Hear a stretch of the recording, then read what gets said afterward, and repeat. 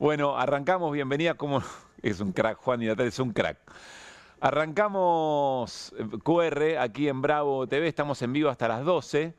Bueno, hoy otra vez un día muy de miércoles, ¿no? Con una represión a jubiladas y jubilados muy de miércoles y también con distintos sectores en todo el país de punta a punta expresando su situación de miércoles. Y reiteraremos esto, porque de alguna manera nuestra normalidad es un poco bastante de miércoles, aunque caiga en distintos días de la semana. Y la pelea por la naturalización, por evitar la naturalización de estas cosas, es decir, que todavía contengan algo que nos sorprendan. Paréntesis en lo que teníamos pensado decirles, hoy un grupo de jubilados y jubiladas vieron que está todo muy anclado en el Eternauta, en Nadie se salva solo, etcétera, etcétera, y en la nieve. Bueno, hoy un grupo de jubilados y jubiladas llevaron nieve de carnaval y dejaron a 4 o 5 gendarmes, todos llenos de espuma de carnaval. Me parece que dice un montón de cosas esa escena, porque en algún punto también hay ahí algo muy, pero muy grotesco ya, a esta altura del partido, muy carnavalesco. Bueno, todo comenzó, o por lo menos una buena parte de todo esto comienza con la movilización, el encuentro en el Polo Científico, en el ex Ministerio de Ciencia y Tecnología, allí en la calle Godoy Cruz, en Palermo, no al cientificidio, o por lo menos ponerle un freno. Ayer Claudio Martínez nos dio una clase magistral de cuál es la situación de la ciencia y la tecnología en la Argentina y la degradación por el recorte, por la motosierra de Javier Milei, incomparable con cualquier otro gobierno que incluso se haya metido a recortar el presupuesto de ciencia y tecnología. Y ahí había muchísima gente. Después vamos a conversar con algunos de sus protagonistas, pero además fue una protesta federal, fue en todo el país, en todas las provincias donde había un centro emblemático de ciencia y tecnología, ahí fue punto de concentración para este reclamo. Luego, por supuesto, en el Hospital Garrahan, que en este momento el gobierno dictó una consideración obligatoria, está por comenzar, o ya comenzó hace un rato, una asamblea para ver cuál es la maniobra del gobierno y qué van a resolver trabajadores y trabajadoras del Garrahan, pero tuvieron hoy otra vez una manifestación en el hospital y mañana hay una movilización al Ministerio de Salud, que seguramente va a acompañar otra movilización por los temas de discapacidad, por presupuestos para discapacidad. Y más tarde, por supuesto, cerca de las 3, 4 de la tarde, la movilización de jubilados y jubiladas al Congreso Nacional, otra vez con un aparato represivo, que hay que entenderlo, hay que comprender bien que el mensaje del gobierno es el aparato represivo. O lo digo al revés, que creo que queda mejor. El aparato represivo es el mensaje político que el gobierno le da a la sociedad. ¿Qué mensaje?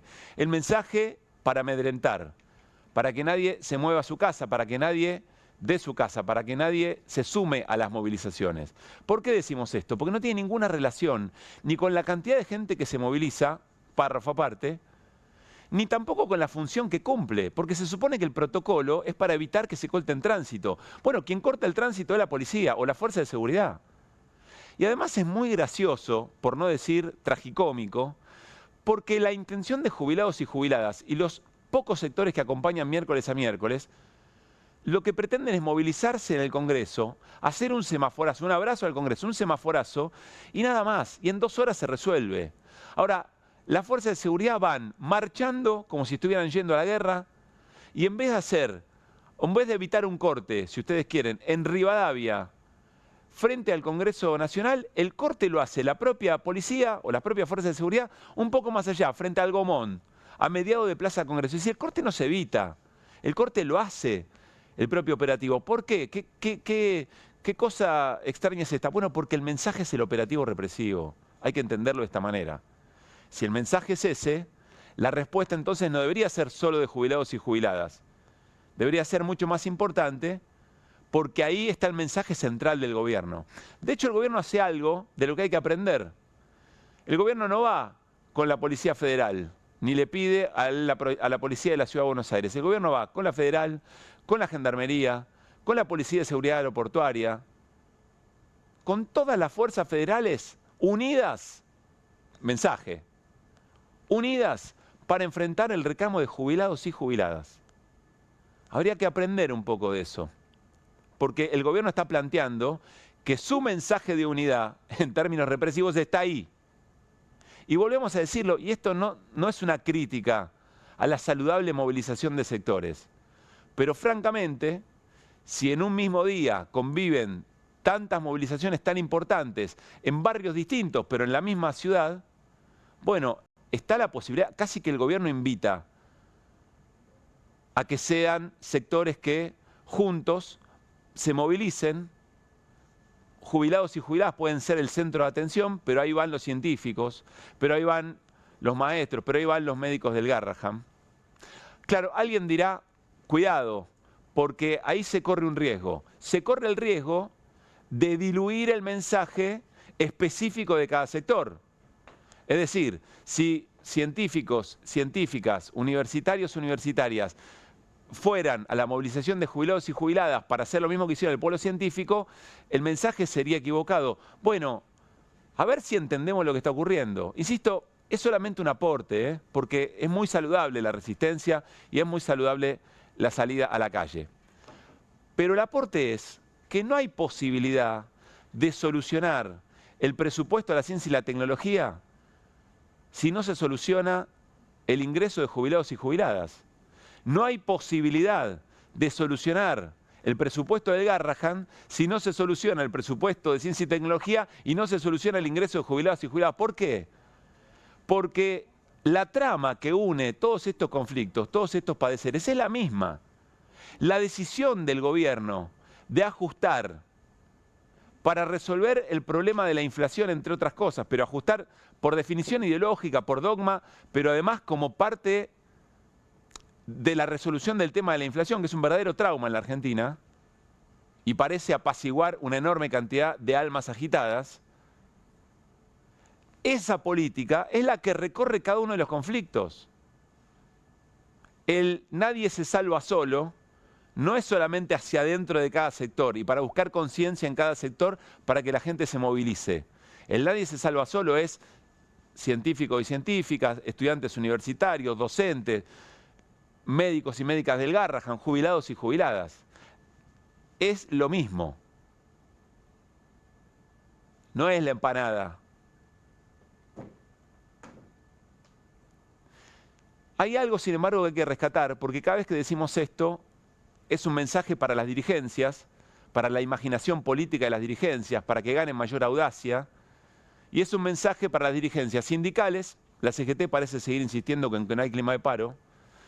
Eventualmente el paro no es la única herramienta, digamos, ¿no? Y hay un sector, algunos sectores de la política verdaderamente opositora no le encuentran la vuelta para interpelar a la sociedad, para que llegue el mensaje en aquellos que todavía siguen sosteniendo la esperanza en un gobierno o en las políticas del gobierno de Javier Milei. Bueno, es un mensaje crítico en ese sentido, pero quiero rescatar algo que me parece muy importante y se menciona poco. Y es el trabajo que están haciendo las distintas oposiciones al gobierno en el Congreso Nacional. Porque hoy nuevamente vuelve a ingresar por iniciativa de los rectores de las universidades nacionales, pero acompañado por los distintos sectores de la oposición, reciben un proyecto, se va a convertir en proyecto de ley, insistir otra vez con el presupuesto, el financiamiento al presupuesto universitario. Esto tiene que recorrer todo un camino, el mismo camino que recorrió ya el año pasado y que terminó con un veto del gobierno, ¿se acuerdan? Y seguramente estarán los números, si todo el mundo es coherente, estarán los números para la conformación del proyecto, para el dictamen, estarán los números para la aprobación de ese proyecto en ambas cámaras, y alguien podrá decir, sí, pero también van a estar las manos alzadas para aceptar el veto del gobierno cuando el gobierno vete, que ya venció. Bueno, eso está por verse. Eso está por verse. Y ese es el valor que tiene el trabajo que se está haciendo en el Congreso Nacional de distintos sectores de la política, algunos más coherentes con toda la gama de agresiones del gobierno de Milei, otros más selectivos, pero no importa. Es muy importante porque volver a forzar al gobierno a tener que vetar eventualmente los presupuestos universitarios, una mejora para la asignación de jubilados y jubiladas, mejorar el bono, mejorar el presupuesto para discapacidad, todo lo que efectivamente está en juego y que entra, va a ser tema otra vez del Congreso, fuerza al gobierno a tener que volver a confrontar, a tener que volver a decirnos en la cara, miren, para esto no vamos a poner un sope, porque nuestra receta para bajar la inflación es el ajuste, es pisar los salarios, es el desfinanciamiento, y si no el truco no anda. Y entonces la sociedad tendrá la oportunidad de volver a revisar sus valores. Volver a revisar sus valores en función de lo que tiene que hacer en octubre, para ver qué tipo de congreso quiere. Pero hay algo más, que legisladores nacionales van a tener que percibir cómo está el clima social en ese momento, que seguramente no va a ser el mismo del año pasado. Y cada legislador tiene que volver a su pago. Y cada legislador tiene que volver a la gente que representa a decirles por qué hace lo que hace. Y eso no necesariamente va a estar en el mismo lugar la próxima vez que se trate, por ejemplo, el financiamiento del presupuesto universitario, o el miércoles que viene, jubilaciones. Quiero prestarles atención, quiero pedirles la atención para algo que hoy dijo Rodolfo Aguiar, que va a estar hoy en QR. También va a estar Beatriz Blanco, la jubilada que fue golpeada por la policía, que golpeó su cabeza contra el asfalto y que tuvo que ser internada, y es una lesión de mucha gravedad, y que tiene una de las causas más importantes contra el gobierno, la causa de Pablo Grillo y la causa de Beatriz. Enseguida vamos a conversar con ella, que se siguió movilizando y hoy se volvió a movilizar. Pero presten atención lo que Rodolfo Aguiar hoy contó de la paritaria de trabajadores del Estado. Miren, último momento, de hace un rato, el gobierno concurrió a la paritaria sin oferta, un fraude. Es decir, ¿qué ofrece el gobierno? ¿Qué plantea el gobierno? Aumento cero para trabajadores y trabajadoras del Estado. Después hace una caracterización de las políticas de Milei, que está destruyendo el diálogo social en la Argentina. Pero quiero detenerme en el último párrafo. La pérdida en el poder adquisitivo ya llegó al límite y tiene que quedar claro que la afectación de la paz social es exclusiva responsabilidad del Poder Ejecutivo. A la paz social se la debe garantizar con respuestas concretas a los justos reclamos que tienen los trabajadores. Dice dos cosas importantes, Aguiar. Dice primero a los trabajadores. También están los jubilados y jubiladas allí. No dice a los trabajadores del Estado, dice en general a la clase trabajadora. Se da cuenta que el problema es general. Y habla de paz social. Y dice que la responsabilidad por la paz social es del Estado, pero sobre todo está alertando sobre lo que está ocurriendo día a día. Día a día en todo el país hay una enorme cantidad de sectores que están saliendo a la calle, que están protestando, que cortan rutas, que hacen ollas en la calle. Y esa es la realidad de la Argentina. Parece que lo que está faltando es esa trama común, entender esa trama común y que ciertos sectores de la dirigencia encuentren un mejor mensaje o el mensaje indicado, que no es de formato necesariamente. No tiene que ver con putear más, con usar malas palabras, con hacer buenos clips en redes sociales. No nos referimos a eso.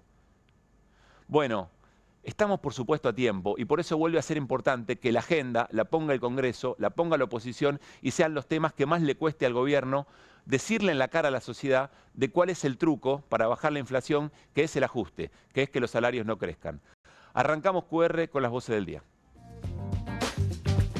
Hace 3 días que estamos discutiendo el valor de la empanada, sí, porque la verdad que es vergonzoso que nuestro presidente esté retuiteando pelotudeces cuando hay gente, personal de la salud, que no llega a fin de mes. Formamos la telemedicina, que es un área del hospital dedicada a asistir a las provincias para que los pacientes no tengan que viajar al hospital. Cuando habla de los pacientes, habla de chicos, ¿no? Exactamente. Niños. Acá estamos hablando de niños, con los niños no. Que diga que los derechos adquiridos no son derechos adquiridos.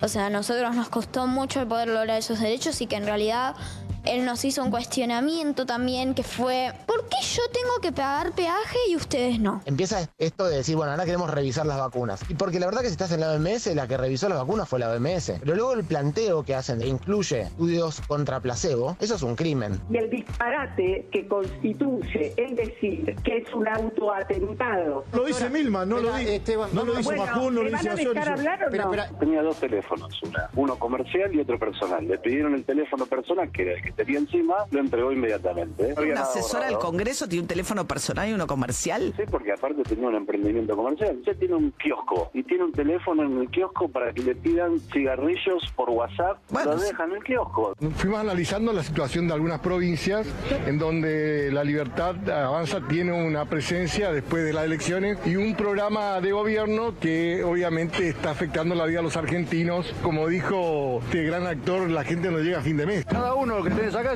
representa una familia, se nos está coartando la libertad de trabajo. Que se está estructurando un voto calificado, que es el sueño húmedo de los sectores de poder, porque los pobres cada vez van menos a votar, porque no son tenidos en cuenta. Esto de liberal ya no tiene absolutamente nada, es claramente un proyecto autoritario.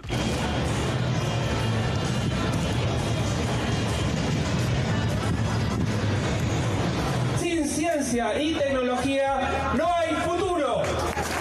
Recién la policía avanzó tirando gas, en este caso es un fotógrafo. Que las fuerzas de seguridad, ¿qué pasaron a ser? Fuerzas de inseguridad para nosotros. ¿Los jueces dónde están? ¿Por qué no vienen a ver que todo esto es ilegal?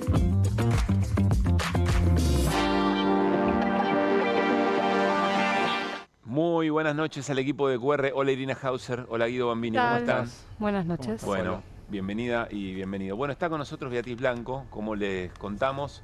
Beatriz es la jubilada que fue golpeada por un policía, cae al asfalto de cabeza, recordarán la imagen, es una imagen que volverla a ver ya da escozor, y que tuvo que ser internada, una lesión muy pero muy grave, y que después volvió a cada una de esas movilizaciones. No la frenan fácil a Beatriz, parece, y está aquí con nosotros con mucho esfuerzo de venir hasta el estudio, y agradecerle también a la familia que la acompaña. Hola Beatriz, ¿cómo estás? Hola, buenas noches. Gracias por estar con nosotros. Muchas gracias. Hoy estuviste en la movilización también.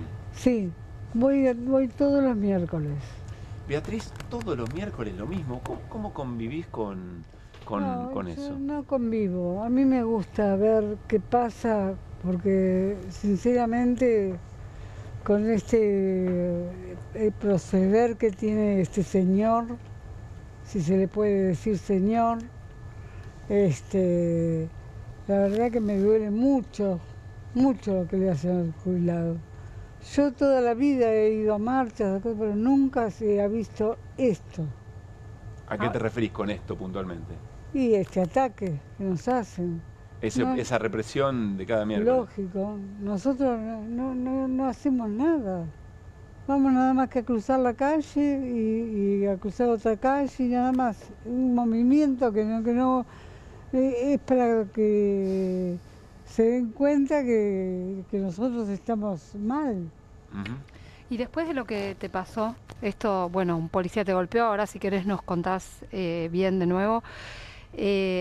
¿Con qué sensación vas? ¿Qué te cambió? No, voy con fuerza, no me cambió nada. Me gusta luchar, me gusta pelear y me gusta que me escuchen y me gusta estar cerca de la gente que tiene problemas. Porque somos toda gente ya que está para irse de ese mundo. Y bueno, como a cualquiera que le golpeen o los peguen, que no tienen defensa, yo tampoco tengo defensa, pero bueno, me animo a enfrentarlos. ¿Y qué recordás de ese momento, de eso que te ocurrió el 12 de marzo? Bueno, yo vivo cerca del Congreso y todos los días salgo a caminar un poco porque estoy con problemas de epilepsia. Y bueno, y lo veo a todos estos bichos canastos que andan ahí disfrazados. ¿Te referís a los agentes de sí, seguridad? A esos. Bicho canasto, queda, para QR. Sí, no sé, lo llamaría también, no me acuerdo, hay muchos bichos parecidos a este. Pero les hablo y les digo, pero a ustedes les parece. Bueno, muchos se ríen de lo que digo, otros me dicen, bueno, abuela, vaya, tranquila, no pasa. Pero yo me acerco y les digo, vos no tenés madre, padre, abuela, porque hay mucha gente joven que tiene abuelos y son jubilados también. Claro. y están luchando contra su propia sangre, porque la verdad no tenemos por qué ser maltratados así. ¿Y alguna vez te contestó algo más allá de esto de vaya abuela o...? No, una vez me dijo, no me diga de mi papá que se murió así no sé qué. No, yo no te digo nada de tu papá, pero tu papá a lo mejor se murió porque te vio vestido así como estás. Enseguida seguimos charlando con Beatriz, pero les venimos insistiendo en QR que quizá lo que está faltando es entender que la trama que afecta a jubilados y jubiladas, que afecta al resto de los sectores, es la misma. Y entonces queremos, de alguna manera hacemos base en Beatriz, en jubilados y jubiladas, en lo de cada miércoles, pero vamos a ir conectando con distintos protagonistas de los distintos actos de hoy. Y nos vamos a meter ahora en el cientificidio. Ayer fue nuestra portada, la nevada tóxica, la ciencia resiste, y vamos a saludar a Jorge Hefner, que es investigador del CONICET y doctor en bioquímica, que hoy estuvo en esta histórica marcha federal por la ciencia y la tecnología. Hola Jorge, muy buenas noches, soy Pablo Caruso, todo el equipo de QR y Beatriz Blanco, jubilada, está aquí con nosotros en la mesa y te escucha también. Hola Pablo, bueno, un saludo a todos ustedes y un gran abrazo a Beatriz, que realmente es un ejemplo de vida. Si podemos subir un poquito más el retorno, así escuchamos bien en piso. Gracias Jorge. Contanos cómo fue la movilización de hoy, qué impresiones te llevaste, cómo fue la convocatoria. Mirá, la convocatoria nos sorprendió incluso a nosotros, que estábamos trabajando en formalizar esa convocatoria, porque realmente fue masiva. No recuerdo otra concentración de tal masividad. Y eso por una parte nos puso muy contentos, porque sabíamos que había, digamos, mucha preocupación, angustia en todo lo que es el sector científico y tecnológico nacional. Pero hoy se empezó a juntar con la bronca y la ganas de resistir este ajuste que está destruyendo, pero no es un eufemismo, está destruyendo nuestras capacidades científicas tecnológicas a un ritmo mucho peor que incluso otros ajustes como el que vivimos en el año 2001. Y hoy salimos masivamente. Perdón, no quiero dejar pasar eso. ¿El ajuste es peor que el del 2001? Sí, claramente. El ajuste del 2001 fue muy severo.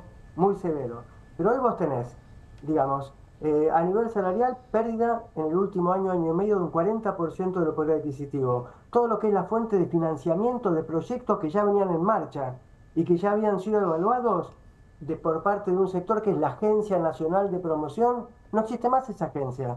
Ha cortado absolutamente todo. El CONICET, que es el gran formador de recursos humanos en ciencia, de profesionales que se dedican a la ciencia, en medicina, tecnología agropecuaria, nanopartículas, etcétera, etcétera, está cerrado, no entra nadie. Cuando el último año perdimos cerca de 2.000 cargos, 2.000, por jubilaciones, por renuncias, entonces nos están achicando. Es un combo, una tormenta perfecta que se abate sobre el sector científico. Enseguida Guido nos va a dar algunos números tanto de la situación de jubilaciones como también de la ciencia y la tecnología, pero quiero hacerles una pregunta cruzada, Jorge y Beatriz. Jorge, ¿vos identificás que el problema de fondo que ustedes tienen es el mismo problema o por lo menos responde a la misma lógica del ajuste de jubilados y jubiladas?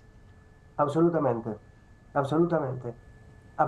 ¿por qué? Porque si el enemigo es el Estado, bueno, entonces el Estado es el que cubre las jubilaciones con nuestros propios aportes, el Estado es el que promueve la investigación científica como se hace en cualquier país más allá de su ideología, si es serio, promueve la educación universitaria, pero acá tenemos una chica que incluso en la universidad. Yo creo que hay una cosa absolutamente común, por eso es tan importante, y yo la quiero saludar porque me dijiste que el retorno no era bueno. Sí, quiero te escucha, ¿lo escuchás bien a Jorge, Beatriz? Un saludo muy afectuoso a Beatriz, es un ejemplo para todos. Muchas gracias, Beatriz, muchas gracias. Beatriz, te pregunto lo mismo, seguís el día a día porque sos una mujer luchadora, pero ¿identificás en el problema o en la decisión de un gobierno de ajustar jubilaciones la misma decisión respecto de ciencia y tecnología? La misma, claro, pero no sé con quién quiere terminar. ¿A qué quiere terminar con los chicos? ¿Quiere terminar con los viejos? Los chicos por el Garrahan, decís. Sí, con el Garrahan y con las escuelas que se meten haciendo cosas insoportables, cosas que da vergüenza, que venga de un presidente, que no sé de dónde salió. Es una buena pregunta. Creo que todavía nos estamos haciendo esa pregunta en algún punto. Guido, ¿tenés alguna información antes de despedir a Jorge? ¿Alguna información, en realidad, datos para poner bien en claro cuál es la situación y la magnitud del recorte en ciencia y tecnología? Sí, sí, efectivamente, como decía Jorge, estamos en términos medidos sobre PBI en el peor nivel de 2002. Esto es otra medición que es la ejecución de la función Ciencia, Tecnología e Innovación del presupuesto nacional. Estamos comparando el primer cuatrimestre en términos reales, esto es a precios de ahora, de abril de 2025, el primer cuatrimestre de 2023, 2024 y 2025.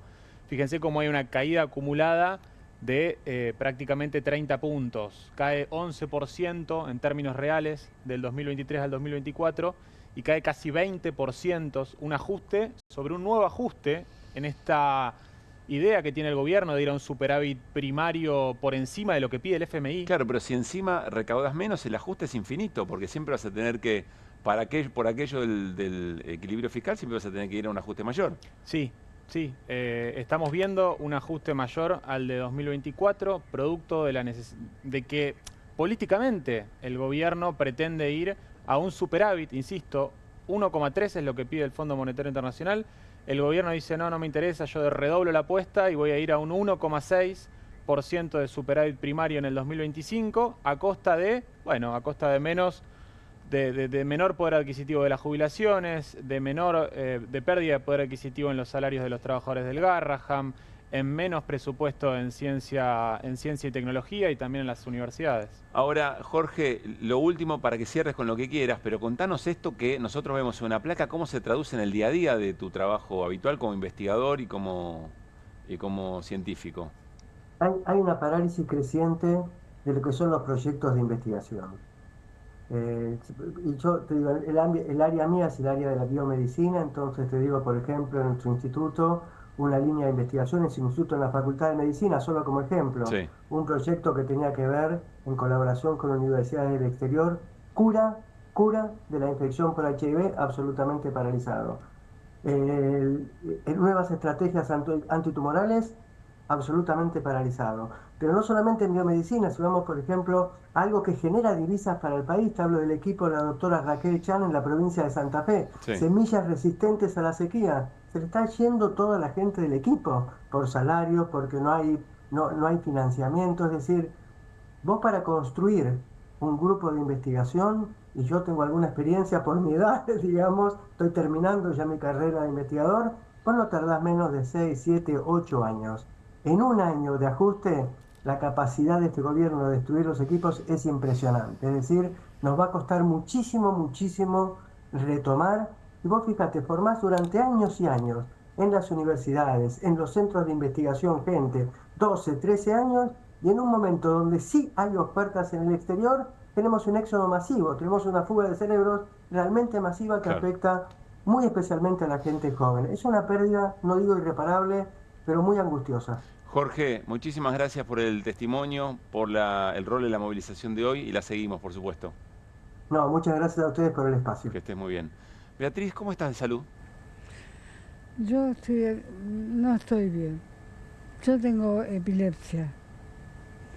Y bueno, pero no estoy bien.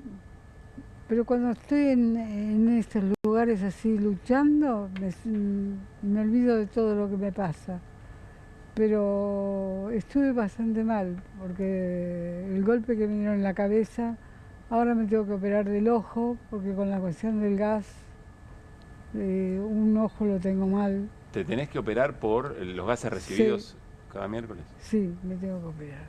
Y después tengo un golpe en la espalda, que me ocasionó un derrame todo en el pecho, que bueno, eso me están estudiando. ¿Eso es del mismo impacto mismo día. ¿Del 12? Sí. ¿Qué te acordás de ese momento?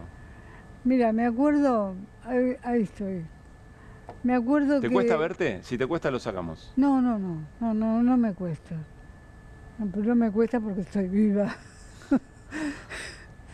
Si no, no lo vería. Pero lo que pasa que no sé, yo estaba ahí y había dos policías, dos filas.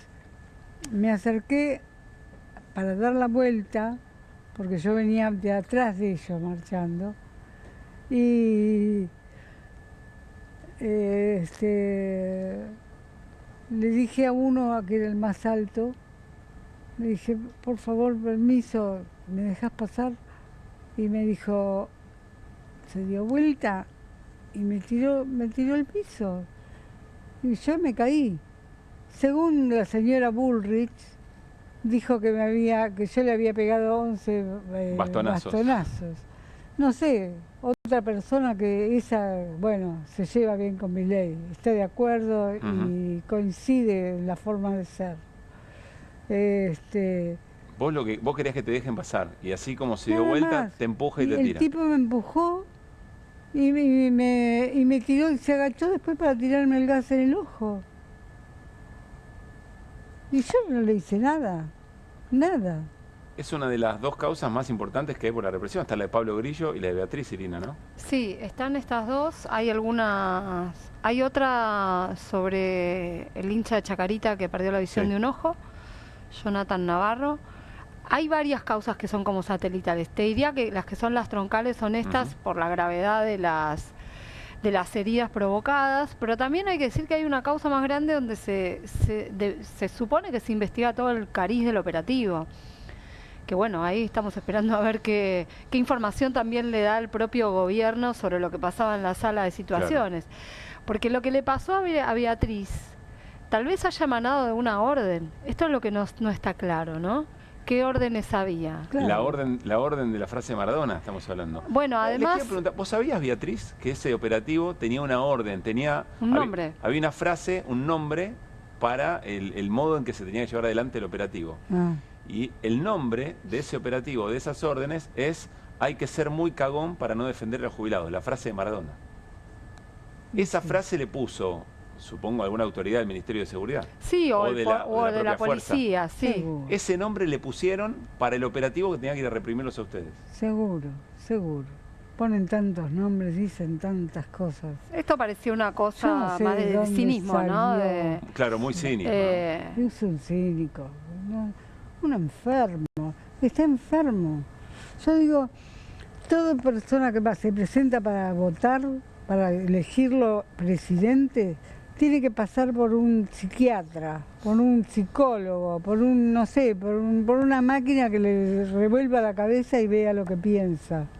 Pero Podemos nunca tuvimos una cosa semejante. Tuvimos malos gobiernos, no digo que todos fueron buenos, pero nunca esto, nunca con nosotros. ¿Qué otra movilización recordás de tu vida que te haya marcado o que te haya pasado algo similar, si es que te pasó? No, nunca me golpearon. Sí, esas marchas que hacíamos con la...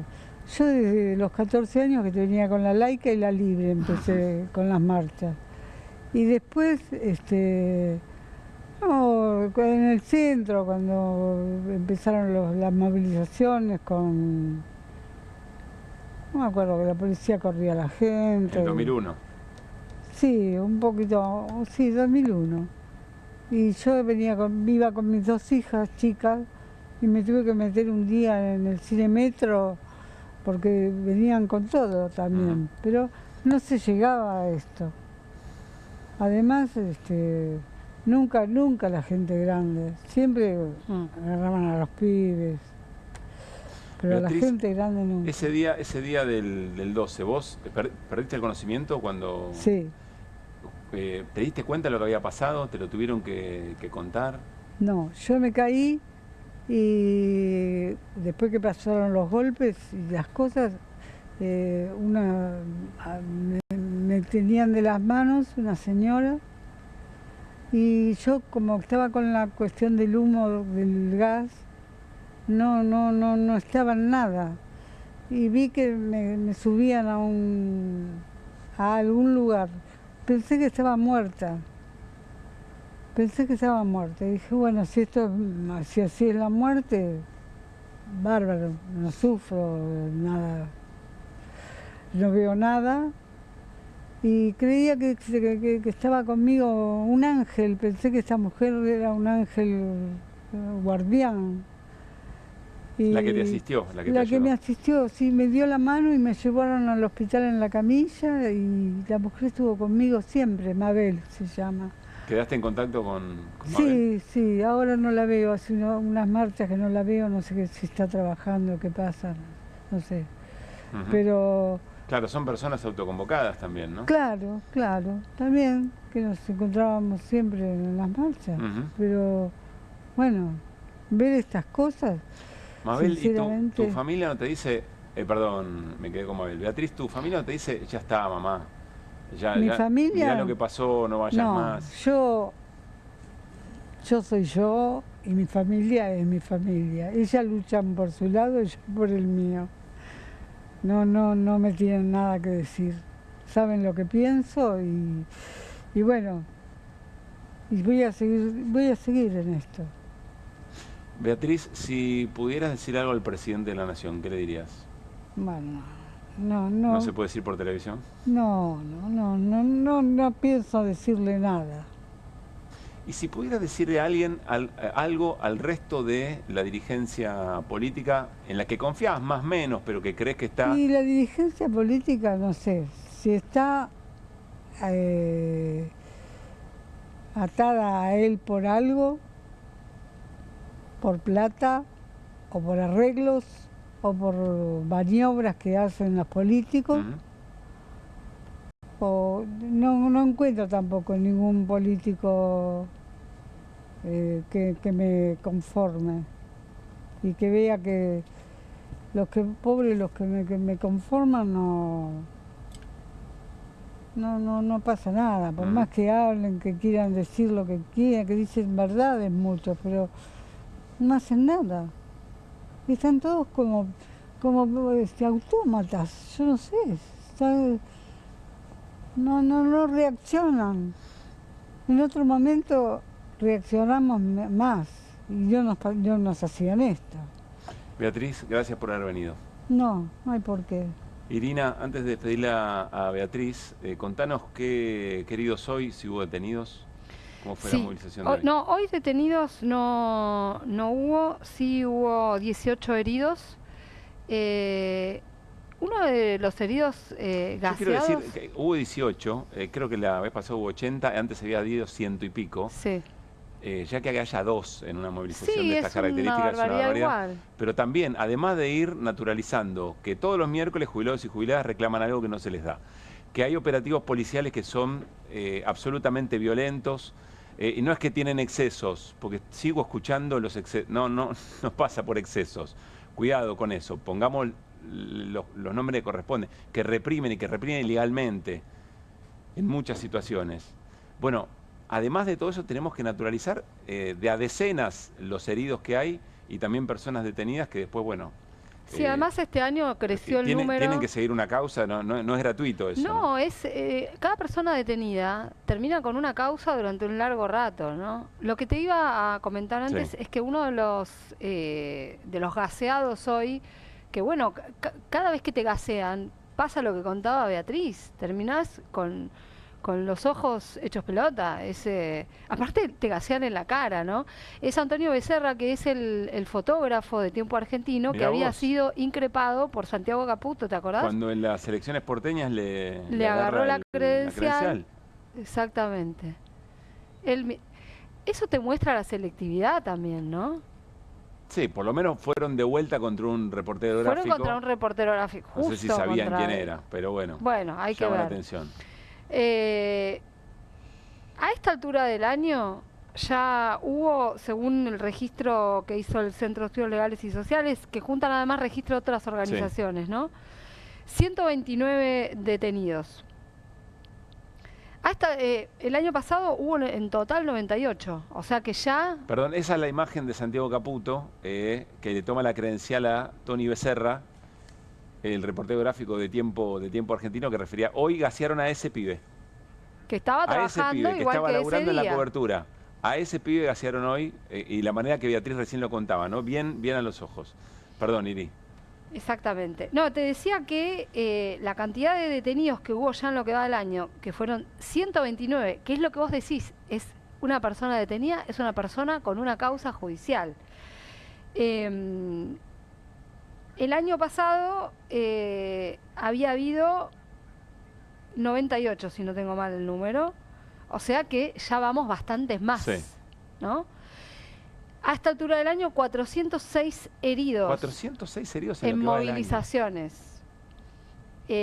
Bueno, particularmente en las movilizaciones de los jubilados y las jubiladas. Si ampliás el mapa de las manifestaciones, lo que contabiliza la Comisión Provincial por la Memoria son 1.231 manifestantes heridos. ¿Los 400 solo en los miércoles de jubilados y jubiladas? Sí.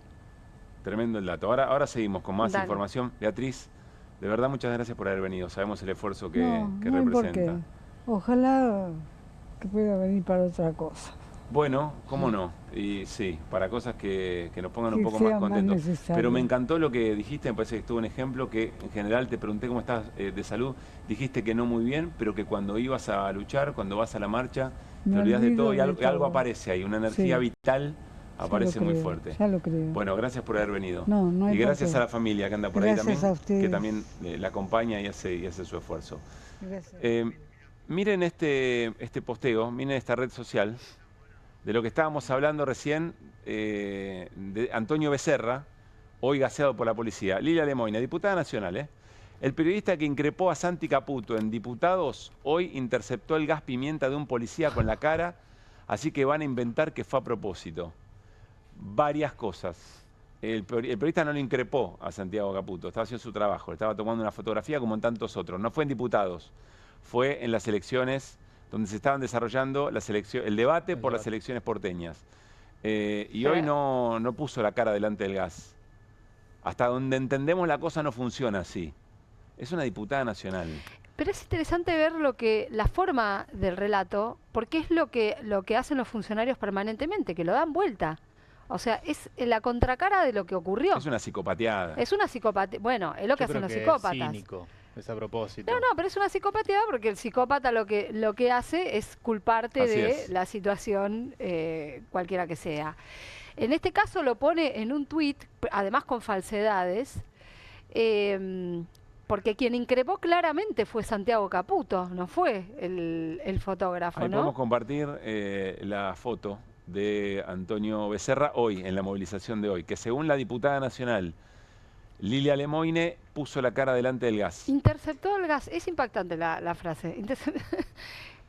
Es muy grave y sabemos, no somos tontos, sabemos que esto también busca provocar, busca llevarse la atención, busca agitar determinado tipo de ánimo para seguir acumulando política a partir de la emocionalidad violenta, del odio, ya lo sabemos, lo que pasa es que es tan grave que no podemos dejarlo pasar, no se puede no comentar. Ocupa un rato del programa, pero no podemos desconocer, porque hay que volver a elegir diputados y diputadas muy pronto. Es evidente que le está hablando, que le habla a los propios, les hablan siempre a los mismos, digamos, ¿no? Digo, no, yo no creo que un tuit de estas características junte nuevos votos, pero lo que hace es reforzar ese odio que están fogoneando permanentemente, y que, como vos decís, programa a programa es performativo, ¿no? Así es. Eso es lo que hacen. Bueno, vamos a seguir con testimonios de los distintos reclamos que hoy sucedieron, pero pasó algo muy importante, les decíamos, porque el Consejo Interuniversitario Nacional, que reúne a los rectores nacionales y rectoras de universidades nacionales de todo el país, volvió a presentar un proyecto, se tiene que transformar en proyecto cuando pase por diputados, para el financiamiento de las universidades. Está en línea Franco Bartolacci, es rector de la Universidad de Rosario. Digo Rosario y me pongo de pie. Franco, muy buenas noches y gracias por estar aquí en QR. Pablo Caruso te saluda y todo el equipo. Hola Pablo, buenas noches, un placer. Gracias por estar, insisto. Llevaron nuevamente al Congreso Nacional un proyecto para el financiamiento universitario muy parecido, o con qué diferencias del que se había aprobado y vetó el gobierno de Milei el año pasado. Efectivamente, Pablo, es un proyecto que tiene la vocación de resolver estructuralmente el problema, la diferencia con el que se trató el año pasado es que ese proyecto atendía las dificultades del 2024. Para resolver el fondo del problema, lo que estamos planteando en esta propuesta que elaboró el Consejo Interuniversitario Nacional, con el aporte de docentes, no docentes y estudiantes de todo el sistema universitario público, es que el Congreso, que es quien tiene competencia en materia presupuestaria, pueda determinar de manera fehaciente, clara, transparente, cuánto tienen que recibir las universidades públicas del país y de dónde salen esos recursos. Estamos este año en una situación, para sintetizarlo, un poco más compleja que la que tuvimos el año pasado. ¿Por qué? Al menos en 4 dimensiones. En 4 dimensiones, decía, para sintetizarlo podría mencionar muchas más. En gastos de funcionamiento, el presupuesto que recibimos para hacer todo lo que hacemos por fuera del pago de salarios. Más allá de los incrementos que tuvimos en este último año y medio, hay un desfasaje del 100% entre lo que creció la inflación y los incrementos que recibimos en ese periodo de tiempo. Eso, por supuesto, genera dificultades para el desarrollo normal de nuestras actividades. En los programas de asistencia a estudiantes no hay actualización suficiente, muchas veces son definitorios para la continuidad de los estudios, sobre todo en una situación económica como lo que estamos atravesando. Recién hablaban de lo que pasa en el sistema científico, sí. Y me parece excelente porque se habla poco de eso y la situación ahí es mucho más angustiante que la del sistema universitario. Hay serio riesgo de que tengamos que perder líneas y proyectos de investigación, recursos humanos por los que la Argentina destinó mucho presupuesto para porque su además, formación. Franco, perdón que te interrumpa, hay una convivencia, porque muchos investigadores son docentes universitarios y las universidades también investigan.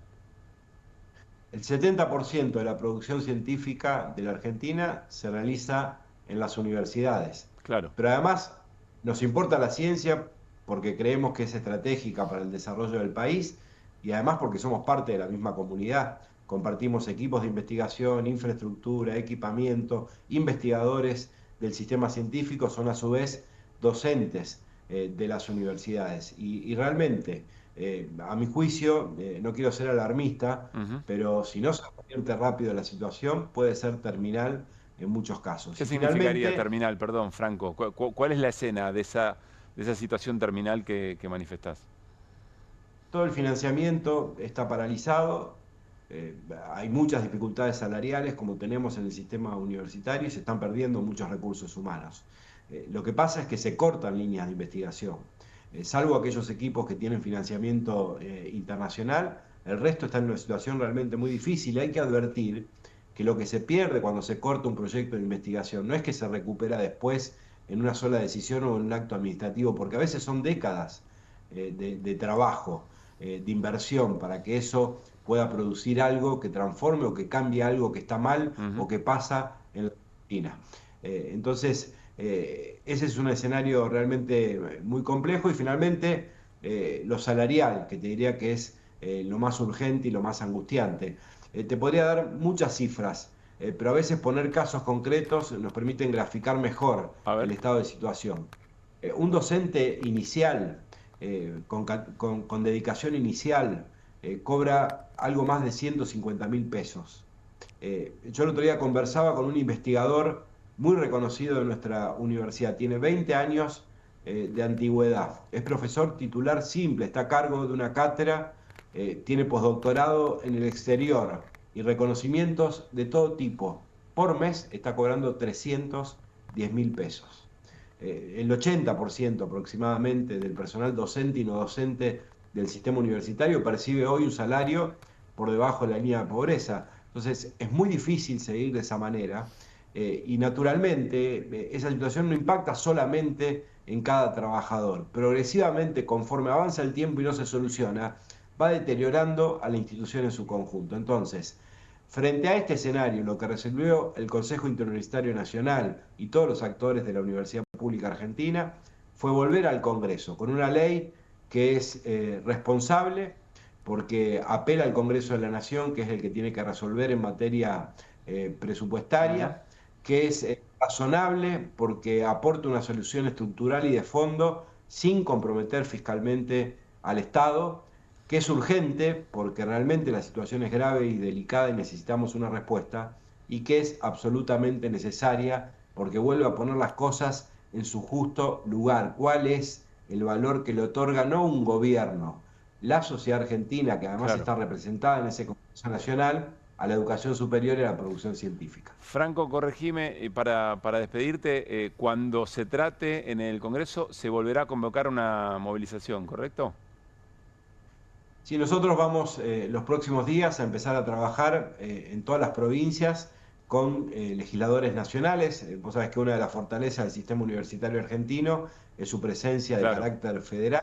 Bueno, cada universidad, de acuerdo a la provincia en la que se encuentra, va a convocar a los legisladores nacionales para poner en autos de la situación y para pedirles que acompañen este proyecto. La semana que viene, desde el CIN, tenemos comité ejecutivo el próximo 3 de julio. Vamos a convocar también a firmar una adhesión a este proyecto de ley, no solo a la comunidad universitaria y científica, sino a la sociedad en su conjunto, y conforme avance el debate y la discusión en el Congreso Nacional, por supuesto que vamos a apelar otra vez a la sociedad argentina para que nos acompañe. No tengas ninguna duda que llegamos hasta acá y pudimos conseguir aún insuficientes cosas importantes en este camino difícil, porque la sociedad argentina nos sostuvo y nos abrazó conmovedoramente, ponderando lo que sucede en las universidades.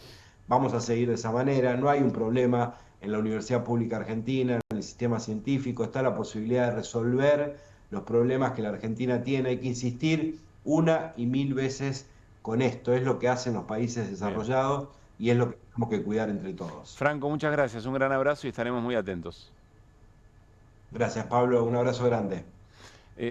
¿Tenemos algún dato más preciso respecto del tema salarial? Recordemos, dentro del presupuesto universitario es el gran porcentaje, creo que es más del 80% de lo que compone el presupuesto universitario. ¿Y en qué situación? Los casos que mencionó Franco son tremendos.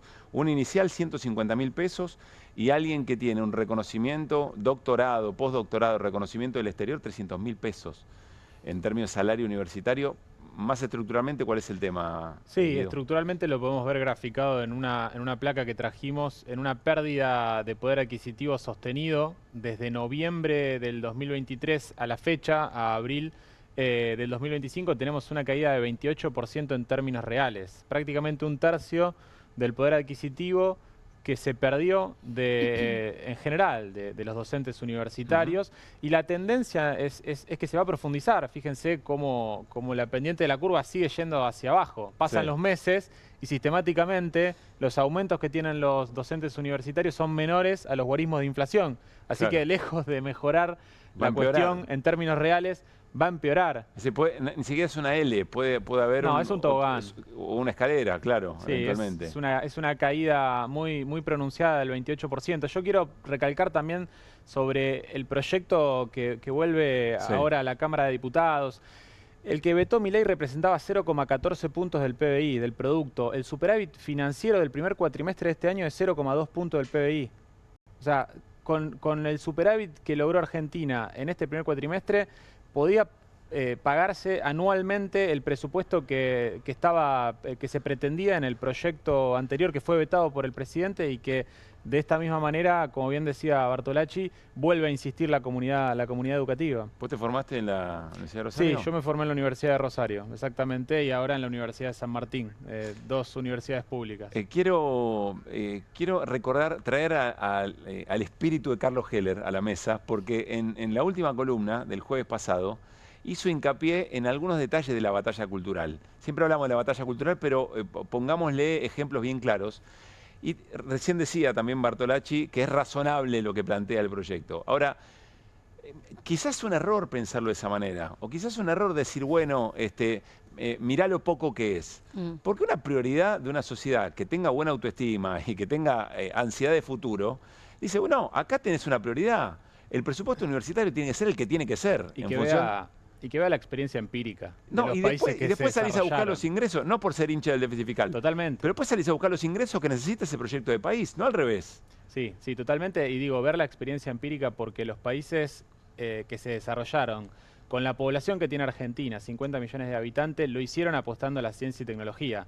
Australia, un país que ponen muchas veces de ejemplo, un país con actividades primarias, pero que invierte muchísimo en ciencia y tecnología, en servicios asociados, servicios tecnológicos asociados a la minería y a esas actividades primarias, cuando tenía el PBI per cápita de Argentina, invertía 1 punto del PBI. Nosotros nunca llegamos a invertir lo que está por ley, que es 0,6% del PBI. Digo, para que tengan noción, los países, insisto, que se desarrollaron, invierten en ciencia y tecnología. Lo hicieron de esa forma, no hay otro camino. Digamos, bueno, ahora... apostar únicamente a las actividades primarias, insisto, sin poner dinero del erario público en la ciencia y tecnología, no va a generar puestos de trabajo para los 50 millones de argentinos. Ahora el presidente va a ser recibido por el Papa, va a ir al Vaticano y después creo que va a Israel.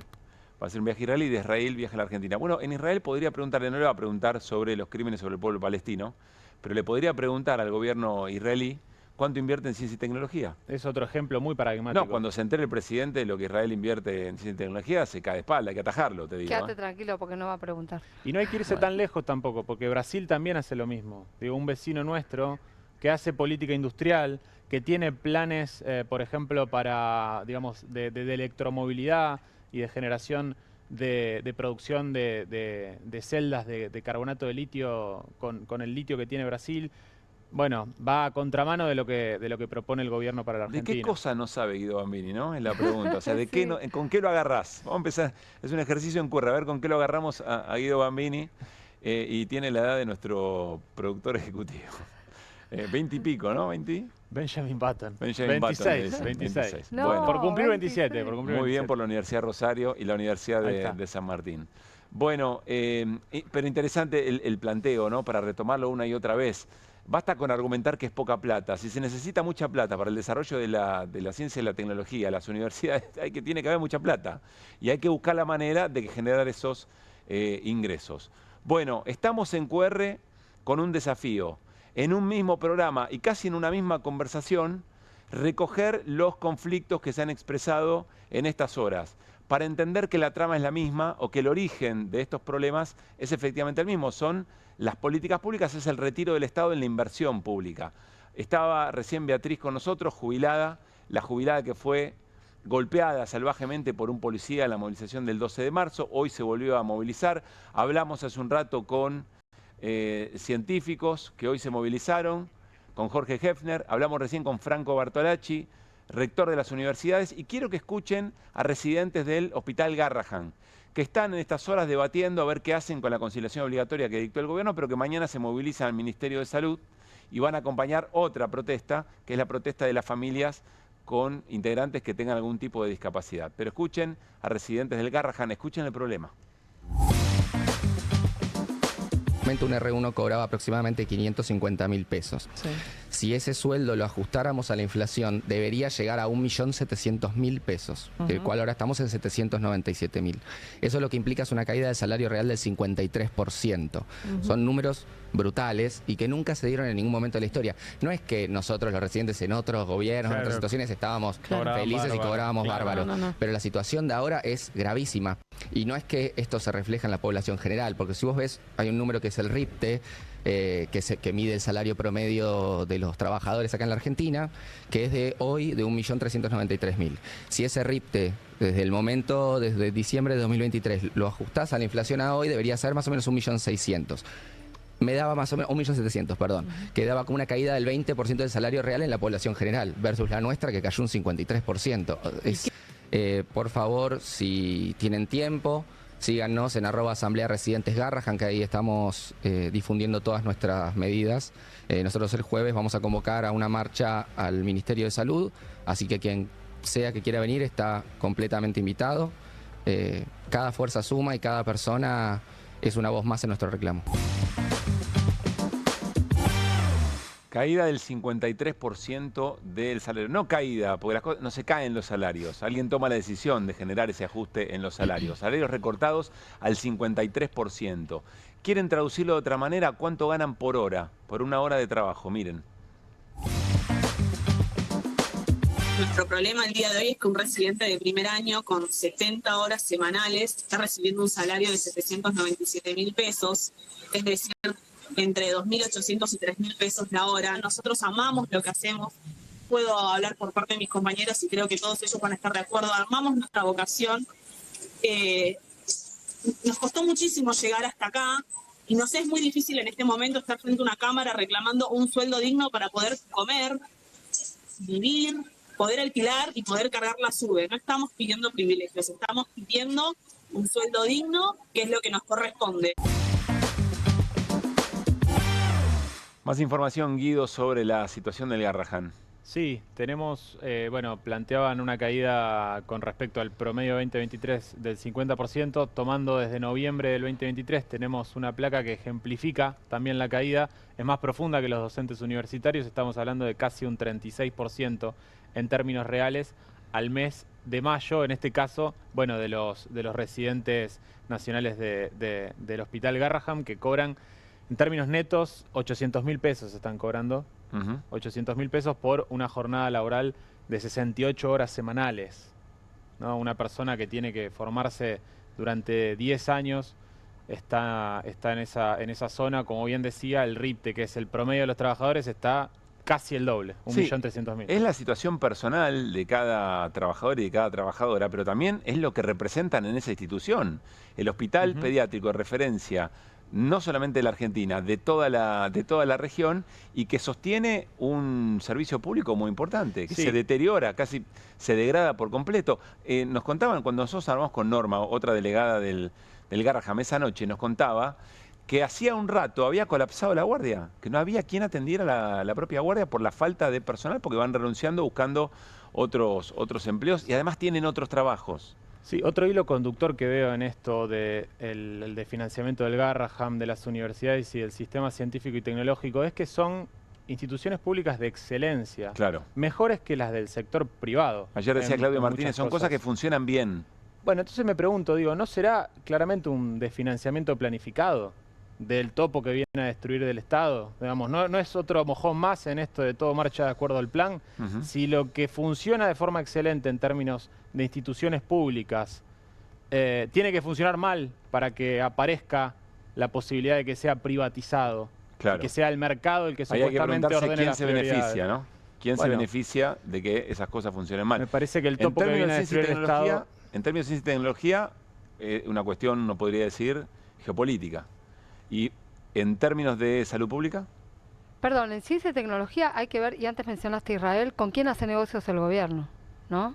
También, digo, porque ¿te acordás que el otro día hablábamos también de qué establece este plan de inteligencia de la CIDE? Bueno, una de las cosas que busca preservar y a quién vigilar es a quien afecte las relaciones con el gobierno israelí, por ejemplo, o las relaciones con Estados Unidos. Con algo de la CIDE quería cerrar, Guido. Sí, digo, también el cuestionamiento de esto que es recurrente, el no hay plata. Bueno, no hay plata, hay prioridades. Plata hay, insisto, Argentina tiene superávit primario y superávit financiero, luego de pagar los intereses. La CIDE en estos 5 meses, los servicios de inteligencia han aumentado su presupuesto en un 68%, y particularmente los fondos reservados, que son los que no tienen que dar cuenta la CIDE, sino que es la bicameral de inteligencia del Congreso la que releva estos gastos, aumentó, no llegó a ver el guarismo, pero 254%, si no me falla la memoria. Sí, 254. Bueno, estamos hablando de cifras que superan ampliamente la inflación y cualquier presupuesto de lo que estamos hablando esta noche. Que en un país normal, si es necesario, lo tenés que tener. Lo que pasa es que no puede faltar en otras áreas, ¿no? Gracias, Guido. Bueno, vamos a cambiar de tema y vamos a darle cuerpo a algo que Irina Hauser nos anunció el lunes. Un trabajo que realmente sorprende y otra de esas cosas que no podemos creer que ocurran. Acá es donde el sentido común se estrella. Se estrella en estas camionetas de lujo, que son los autos de lujo que manejan muchos jueces. Ahora nos va a contar Irina de quiénes estamos hablando específicamente, y que son producto de los embargos que hacen a narcotraficantes en distintas causas. Autos de procesamiento, decía, miren cómo llega, muy bien. Y después hay 3 o 4 cosas de la placa que no quiero dejar pasar. sé el juez y parte de la aventura. Patentes bonificadas, multa bonificada, combustible modificado, ex narco edition. A ver, ¿de qué estamos hablando, Irina? Adelantábamos el lunes que hay un sistema por el cual, como decías recién, los jueces federales y jueces nacionales pueden recibir de la Corte Suprema para moverse autos de estas características, autos secuestrados en causas judiciales, que son causas donde está en juego el crimen organizado en general, ¿no? Pero esto es algo que decide la Corte. A quién le da cada auto, en qué momento se lo da. Quiero aclarar también que la Corte tiene una acordada donde dice que no solamente están destinados los autos para el Poder Judicial, sino para las fuerzas de seguridad y para alguna institución de bien público que pueda llegar a necesitarlo. No, es que me parece genial que esos autos que vienen del crimen organizado se reutilicen en algo que tenga que ver con el bien público. No termino de entender por qué un juez necesariamente sería es que cuando se lo dan, además, justifican que es para un mejor servicio de justicia. Eso es lo que dice la Corte. Son muchos los jueces que tienen, pero el diputado Rodolfo Tailade, que tuvo algunas intervenciones importantes en las últimas reuniones, sesiones del Consejo a la Magistratura, y esta particularmente en la de administración del Consejo, porque es donde se tratan los gastos, quién paga cada cosa, quién paga los gastos de estos autos, fue el que planteó que además hay una predilección en el último tiempo hacia los jueces de Comodoro Pi y en particular a jueces de la Cámara de Casación. Vamos a elegir... Es la máxima instancia de lo penal. Máxima instancia penal. Sí. Elegimos algunos como casos paradigmáticos. Te voy a mostrar el caso del juez Carlos Máiquez, que además te debe sonar porque es uno de los jueces que vos mencionaste ayer. Uno de los que estaba en el charter del avioncito a Lago Escondido. Claro, todo pago. Fíjate que dice, para darle una camioneta Hilux, la Corte Suprema, ¿cómo justifica que le da la camioneta? Justamente en esto, que es para que dé un mejor servicio de justicia. De justicia, ¿no? La camioneta Hilux que le da a Carlos Máiquez. Estamos viendo no sé si es un fallo, una acordada o una resolución. Una resolución en la que la propia Corte explica por qué le da y qué tipo de auto de último modelo le da una Toyota Hilux a un juez de casación penal, Carlos Máiquez, que quiero recordar, no en todos los medios de comunicación escucharán pronunciar el nombre Carlos Máiquez. No somos los únicos, pero no son tantos. Esta sesión de la camioneta fue el 1 de agosto del año pasado, del 2024. A ver, ahí está, mira, ahí dice, estableció el procedimiento a seguir en estos supuestos y la posibilidad de disponer provisoriamente por razones de un mejor servicio de justicia de aquellos bienes muebles que hubieran sido secuestrados. Te quiero contar un detalle sobre esta camioneta. Esta camioneta pertenecía a un narco que se llama Juan Carlos Sieto Brizuela, que había sido detenido en Jujuy una semana antes de que le den la camioneta a Carlos Máiquez con 900 kilos de cocaína. O sea, todavía por ahí tenía restos de algo, ¿no? Es muy difícil el asiento de explicar. Caliente. Exactamente, pero es muy difícil de explicar cómo se hace el procedimiento en una semana para decidir que esta camioneta había que decomisarla. Está bien, tenía 900 kilos de cocaína, pero en 4 días un juez de Córdoba firmó el decomiso y en 5 días más ya estaba asignado por la Corte Suprema a este juez. Es muy poco tiempo, ¿se entiende? Está bien que hay que mantener la camioneta en buen estado, pero... No, y había algún apuro, evidentemente, se ve que, para impartir un mejor servicio de justicia desde la Hilux. O que alguien la tenía vista, no sé. Sí. Bueno, claro, quizá hay un catálogo, ¿no? de lo que se va secuestrando y alguien dice, yo quiero esa. Es que la verdad es un poco lo que deslizaba Tailade, incluso en un video que hizo sobre este tema, muy completo. Ahora, los jueces de casación usan estos autos de lujo y los usan como quieren. Y tienen multas, tienen arreglos, tienen seguro. Y vos te preguntarás, bueno, ¿quién paga todo esto? Me encantaría saberlo, Irina, aunque sospecho la respuesta. Vamos a ver primero las multas. Dale, primero veamos las multas. Y si las podemos poner en nuestra pantalla para que Irina las pueda ver, también y las pueda seguir. Ahí está. Esta es La Hilux La camioneta que vimos recién, la Hilux. Sí. Muy bien. 63 infracciones tiene. Pero acumuladas. espera. ¿Son 63 infracciones del dueño del narco dueño anterior? No, del periodo en que está asignada a la vocalía de Máiquez. Bien. ¿Cuánta plata estamos hablando? Esto es una deuda de casi 6 millones de pesos en multas. En general son multas. Es una guita, ¿no? 6 palos. 6 palitos. En general son multas por alta velocidad, por violar peajes. La mayoría de las multas se dan de esa manera. Máiquez tiene el récord de alta velocidad. No sabemos si él iba manejando, claro, pero es la camioneta que está asignada a su vocalía. Y la puede manejar alguien de la vocalía. Esta es la multa. Está... Fíjate a cuánto iba.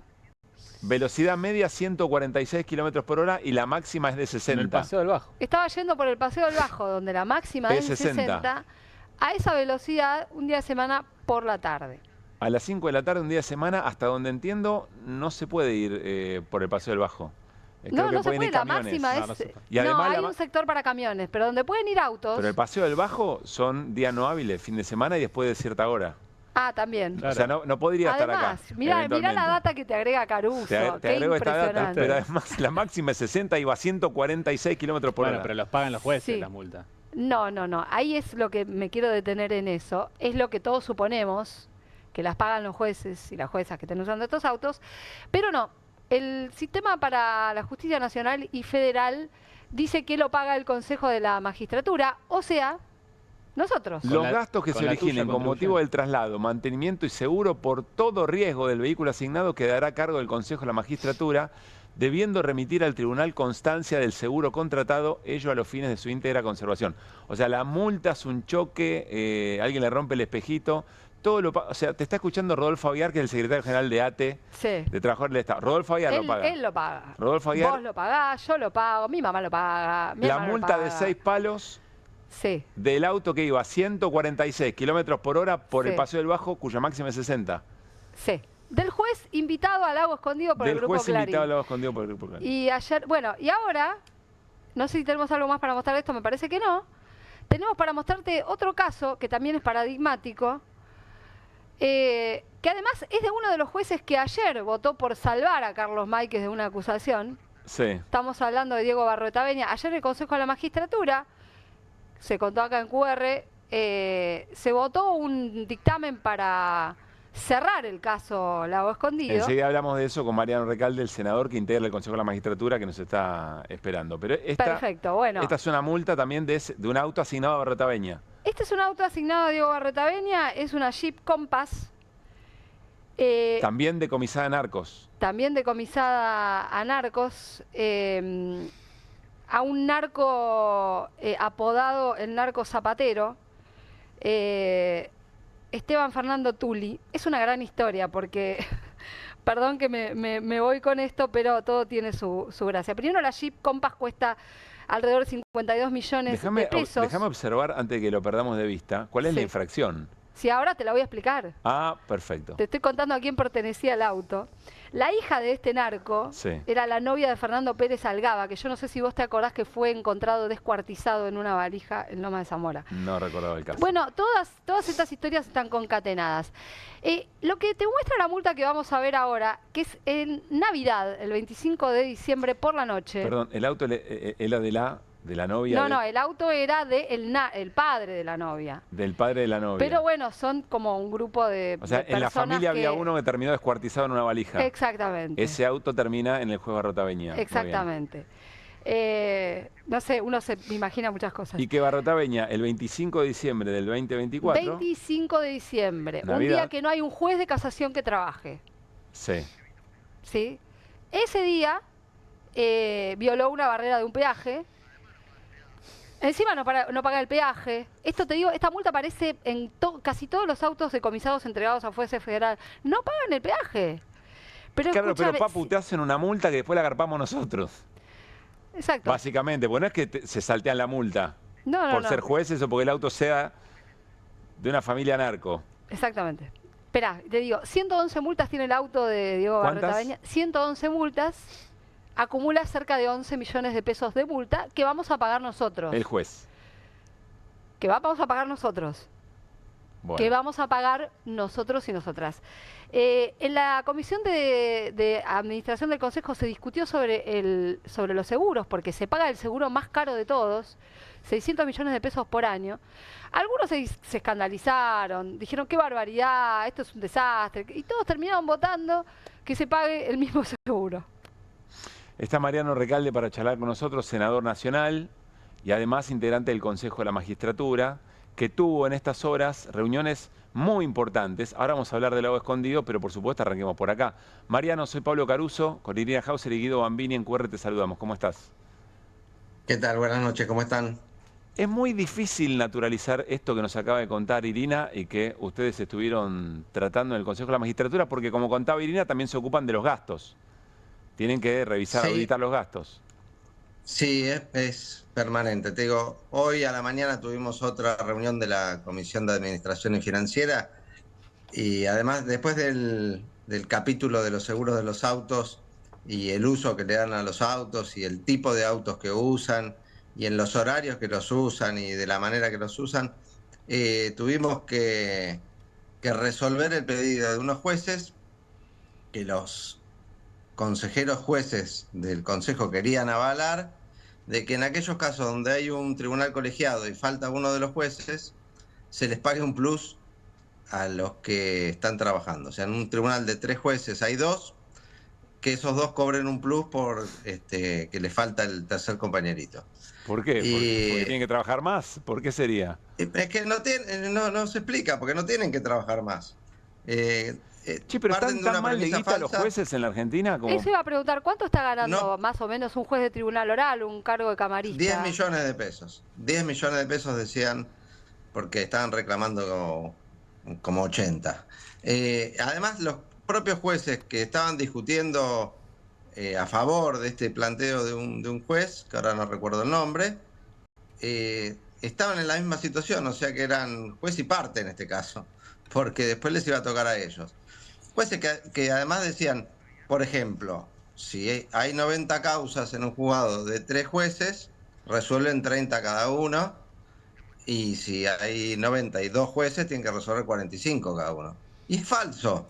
Si hay 90 causas, cada juez tiene que estudiar 90 causas. Claro.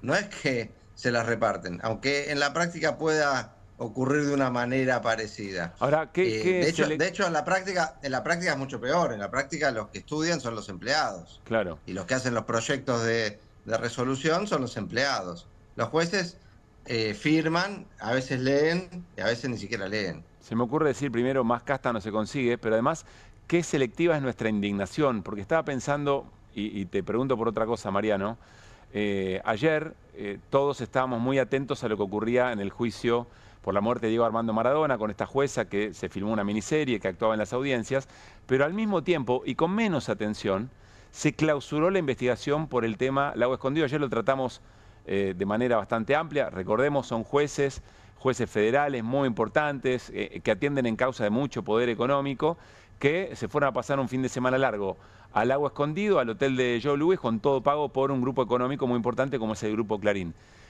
Es muy difícil explicar, primero, por qué no se habla más de este tema, por lo grave que es, y segundo, cómo es que se cortó la investigación, Mariano. Sí, un caso emblemático y flagrante de cómo los jueces están influidos y no tienen independencia y están influidos por el poder económico y el poder político, porque se fueron pagados por el Grupo Clarín, pero con dirigentes del PRO. Marcelo Alessandro. Del PRO y algún otro agente de los servicios de inteligencia. Sí. Durante todo el año pasado, más de 360 denuncias hubo por este caso, que están acumuladas y de gente que está reclamando una sanción o que el Consejo de la Magistratura resuelva algo. Fueron postergando y dilatando el tratamiento y pidiendo que aprobáramos medidas de prueba propias para ir investigando y derivaban toda la causa penal. Claro, la causa penal que la tenía un juez de Comodoro Pi.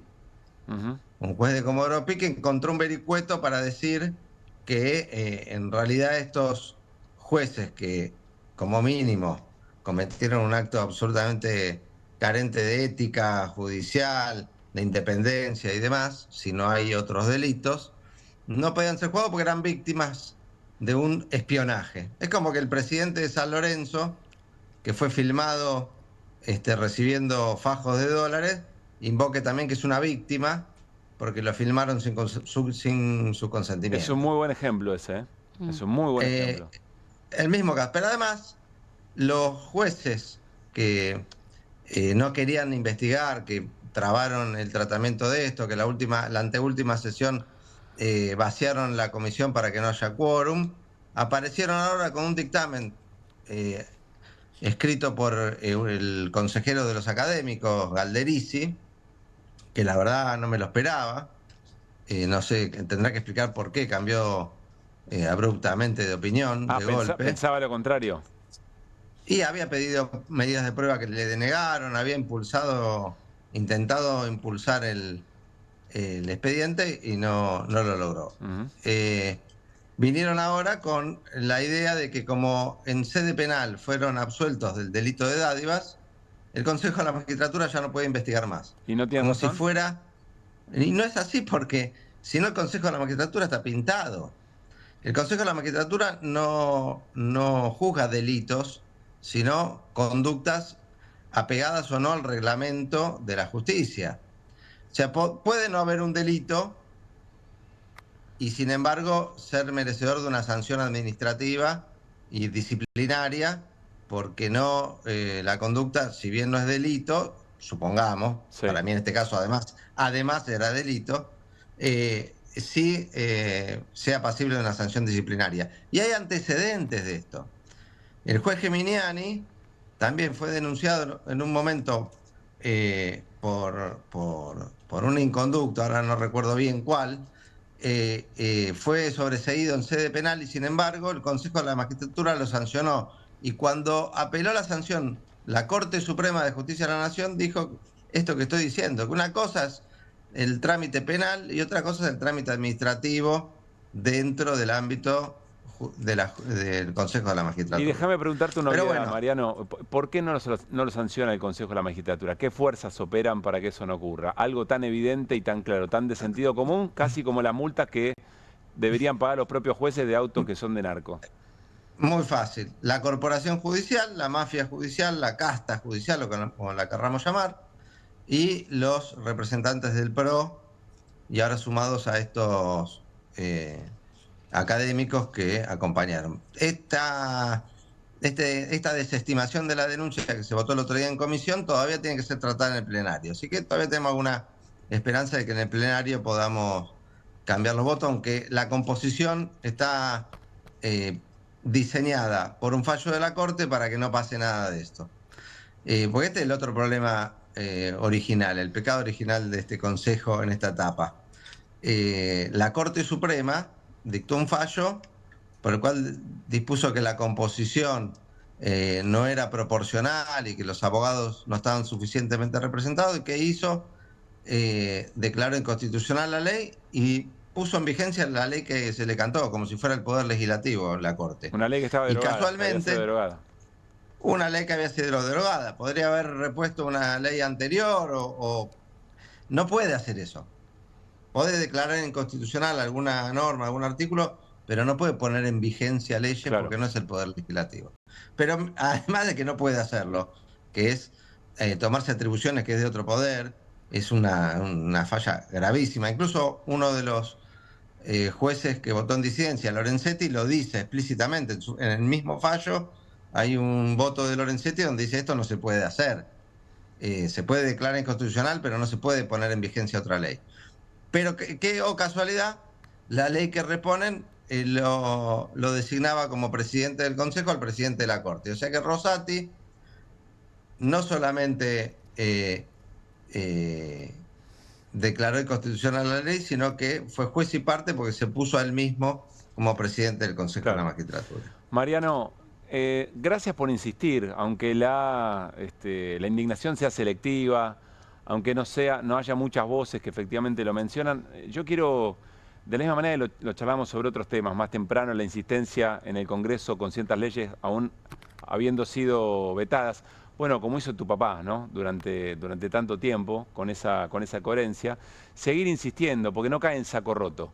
En algún momento todo esto hace sentido en un sector mayoritario de la sociedad y bueno, después encontrar la vía política para resolver todo eso. Déjame hacerte una última... Sí, dale. Sí. Una última... No. Dale.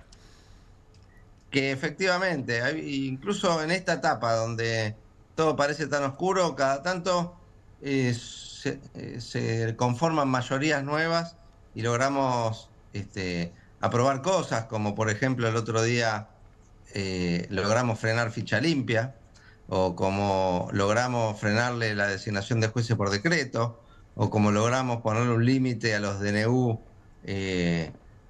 arbitrarios y farragosos que dicta mi ley. Así que sí, coincido y en eso estamos, no aflojar nunca e insistir que los goles llegan cada tanto. Gracias, Mariano, que estés muy bien. No, gracias a vos, Pablo, un abrazo grande.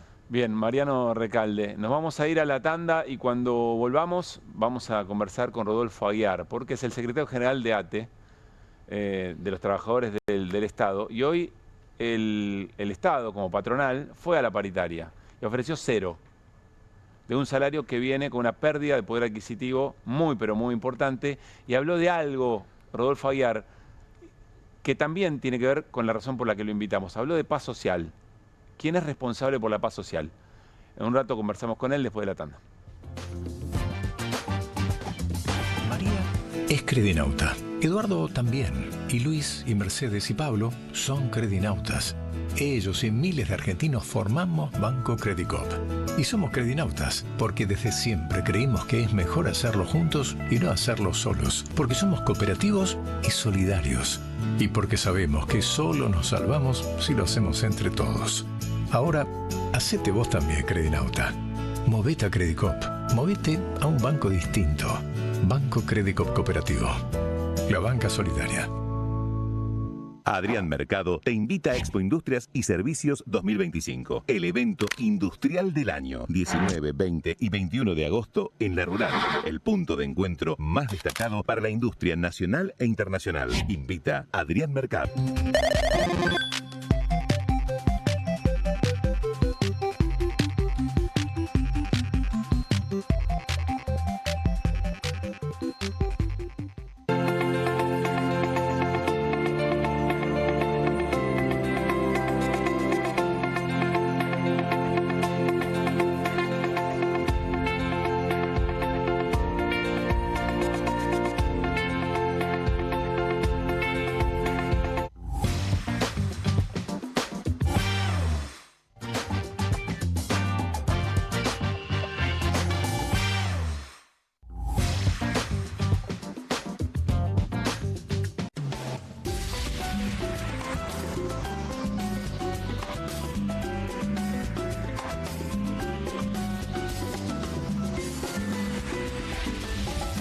Polenta, deliciosa, práctica, tuneable. Pobre, el que no la probó nunca. Porque hay 1000 formas de preparar una Presto Pronta. ¿Pensaste que era algo para comer cada tanto? Pobre de vos.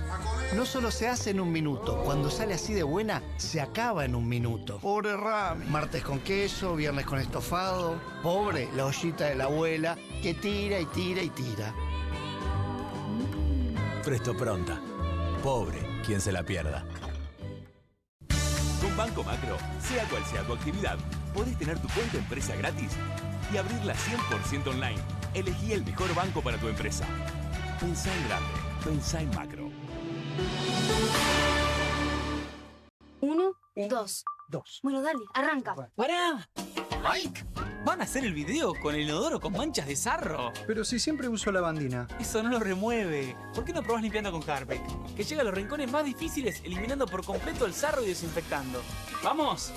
Para cualquier desafío que te dé el inodoro, nada mejor que Harpic. Que alguien traiga el postre, ¿no? Que alguien saque la Kofler de la alacena, que me muero de ganas. Galletitas, bonobón y choco Kofler de mantequita copada. No te mueras de ganas de comer de postre las Choco Cookies de Kofler. Salimos a la calle a probar la nueva fórmula de Vanish. ¿Quién me ayuda a manchar esta remera con algo que no salga con nada? El detergente solo no va a ser suficiente. Vamos a agregar Vanish, incluso sin refregar. Este es el poder de la fórmula mejorada del nuevo Vanish. Elimina manchas casi imposibles, hasta la grasa. Animate al desafío y confía en Vanish. Que alguien traiga el postre, ¿no? Que alguien saque la Kofler de la alacena, que me muero de ganas. Galletitas, bonoboni, choco Kofler de mantequita copada. No te mueras de ganas de comer de postre las Choco Cookies de Kofler. Las casas usan diferentes perfumes. Eligen oler a café en la mañana, a veces a ropa recién lavada y otras a madera. Pero cuando quieren oler a limpio, eligen Prosenex. Sentí el perfume de la limpieza. Prosenex, limpieza que se siente. Nueva Saladix extra picante. Posta, picarán más que las otras.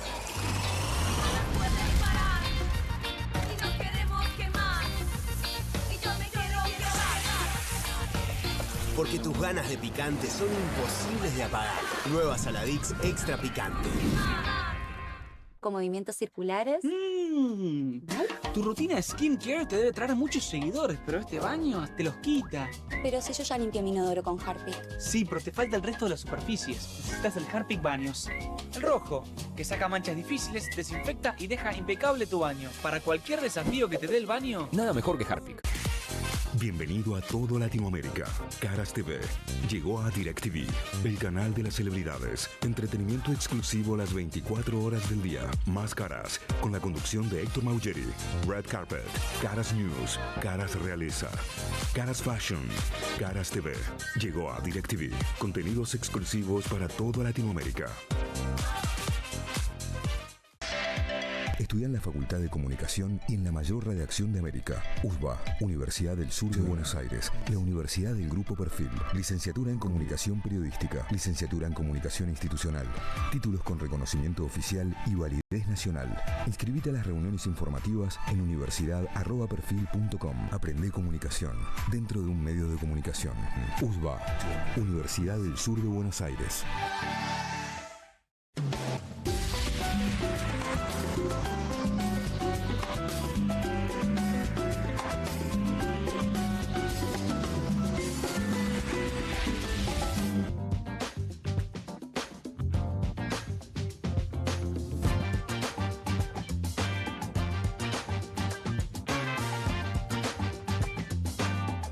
Muy bien, seguimos en QR por Bravo TV hasta las 12 de la noche. Ya está Rodolfo Aguiar para charlar con nosotros aquí en el estudio, secretario general de ATE, Trabajadores del Estado.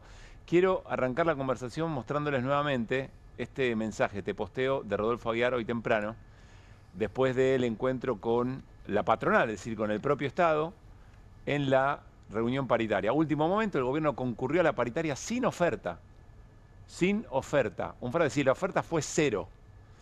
Menciona sobre las políticas de Milei que están destruyendo el diálogo social y quiero volver al último párrafo. La pérdida en el poder adquisitivo ya llegó al límite y tiene que quedar claro que la afectación de la paz social es exclusiva responsabilidad del Poder Ejecutivo. A la paz social se la debe garantizar con respuestas concretas a los justos reclamos que tienen los trabajadores. Rodolfo, buenas noches. Buenas noches, un gusto estar acá. Gracias por estar. ¿Cómo es ir a una paritaria con oferta cero? Bueno, yo creo que la paritaria estatal está completamente desnaturalizada. Nosotros alertamos hace mucho tiempo, desde ATE, que las negociaciones en el sector público iban a comenzar a ser utilizadas como una herramienta de disciplinamiento para condicionar el resto, no solo de los debates salariales en 24 distritos provinciales y más de 2.200 municipios en el país, sino también ese 1% que como cepo, como techo se ponía en la paritaria estatal, iba a llegar a muchas actividades privadas. Ahora yo digo, el diálogo no forma parte del manual de actuación de este gobierno. Dialogar, y por eso nosotros denunciamos que está vulnerando el convenio 154 de la Organización Internacional del Trabajo, que es que en la convención colectiva no escucha la representación de los trabajadores. Dialogar supone que yo escucho a mi contraparte y que si le asisten razones yo modifico el curso de mis acciones. Este gobierno no está dispuesto a modificar nada. Por lo tanto, es el responsable primero del crecimiento de la conflictividad, porque han destruido en tan solo 17 meses el derecho constitucional que tenemos todas y todos a una retribución justa. Rápidamente, el salario a cualquiera que nos esté mirando le tiene que alcanzar para garantizar, según nuestra Carta Magna, la ley de leyes. Por Constitución. Por Constitución. Vivienda digna, alimentación adecuada, vestimenta, salud, educación, previsión social, ahorro, esparcimiento, vacaciones. Que alguien nos cuente si hoy su ingreso le alcanza para todo eso. Es decir, no podemos naturalizar que nos estén explotando por menos dinero del que dice la ley que tiene que ser. Me llamó mucho la atención lo de la paz social, ahora vamos a eso, pero ¿de qué paritaria vienen? ¿De qué acuerdo vienen? Nosotros venimos, en lo que va del año, enero, ni siquiera febrero, la marzo. mitad, sí, la mitad de la inflación. Venimos un 1.3%, 1.5, 1.3 y 1.3 en marzo, más un bono por única mes de 45.000 pesos, por única vez. De una inflación de 3 meses, Guido, ¿en qué estaba más o menos? Sí, ya tenemos cuatrimestre. Acumulada. 10,5% el primer cuatrimestre. Y nosotros apenas superamos acumulado el 5%. Es decir, han convertido a la paritaria estatal en una herramienta para congelar los salarios. ¿Ustedes qué están pidiendo en esta nueva reunión paritaria? Bueno, nosotros los trabajadores del INDEC hicieron el análisis basados en datos oficiales de que el ingreso mínimo tiene que estar hoy en la Argentina en 1.800.000 pesos. Eso dividido entre 600.000 pesos aproximadamente para cubrir una canasta alimentaria mínima y 1.200 pesos para cubrir otros servicios. Yo creo que nosotros lo que tenemos que hacer es desmontar el relato oficial. Entre el relato del gobierno y el día a día de la gente hay un abismo de distancia. Contrastar el relato oficial es poder demostrar que la única libertad que existe hoy en la Argentina es la libertad en la economía, la libertad para el mercado. Pero analizando las paritarias, tenemos un Estado que es profundamente interventor, que las regula, les pone un techo. Digo, contrastar el relato oficial porque yo por momentos siento que el gobierno ha tenido cierto éxito a la hora que la oposición política y buena parte de la dirigencia sindical nos autocensuremos al momento de hablar. Y, por ejemplo, que nos hayan instalado la idea de el déficit cero o el equilibrio fiscal. Eso es un verso. Y yo me niego a que el Estado tenga que ser gestionado igual que una empresa. Por supuesto, cada empresa, si tiene pérdidas, no se puede financiar, tiene que cerrar. Ahora, el Estado bien puede trabajar a pérdidas si se trata, en momentos de crisis profunda como esta, estar acompañando a su pueblo. O puede tener otra política de ingresos, sí, uno bueno, imagina, ¿no? No por ser hincha del déficit fiscal, quiero decir. No, pero Brasil también logra equilibrio fiscal, ahora por el camino completamente inverso al nuestro. Yo digo, porque además, estos reyes del ahorro no han podido demostrar quién se beneficia de lo que ahorran. Lo tenemos a Sturzenegger, el otro día propagandiza, celebra que ahorró más de 2.000 millones de dólares con los despidos en el Estado. Ahora, ¿dónde van a parar? Si no construyeron 10 metros de asfalto, no cambiaron una lamparita de un alumbrado público. Yo digo que cuando empezamos a dar esa batalla cultural, la disputa de sentido para mí, después de 17 meses, la empezamos a equilibrar. A nosotros, nos dolía el alma cuando parte de la sociedad festejaba cada vez que despedían un empleado público. Creo que salimos a decir, ojo, que cada vez que se destruye un puesto de trabajo en el Estado hay una política pública que se desmantela y entonces un derecho que se pierde. Ejemplo rápido, despidieron los empleados que tenían que desagotar las alcantarillas. Se frena la obra pública y no se construyeron los desagües.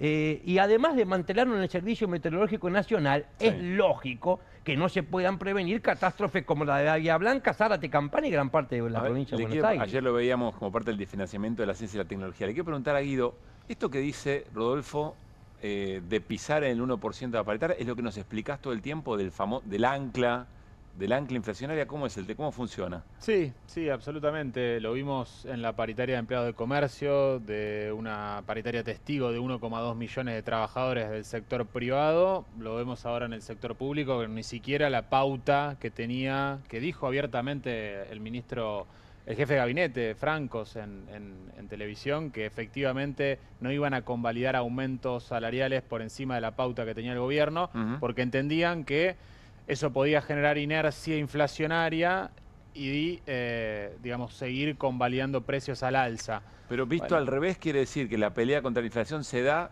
achicando el salario a los trabajadores. Claro, sí, hoy efectivamente hay dos anclas. El ancla cambiaria, el dólar barato de forma ficticia, y el ancla salarial.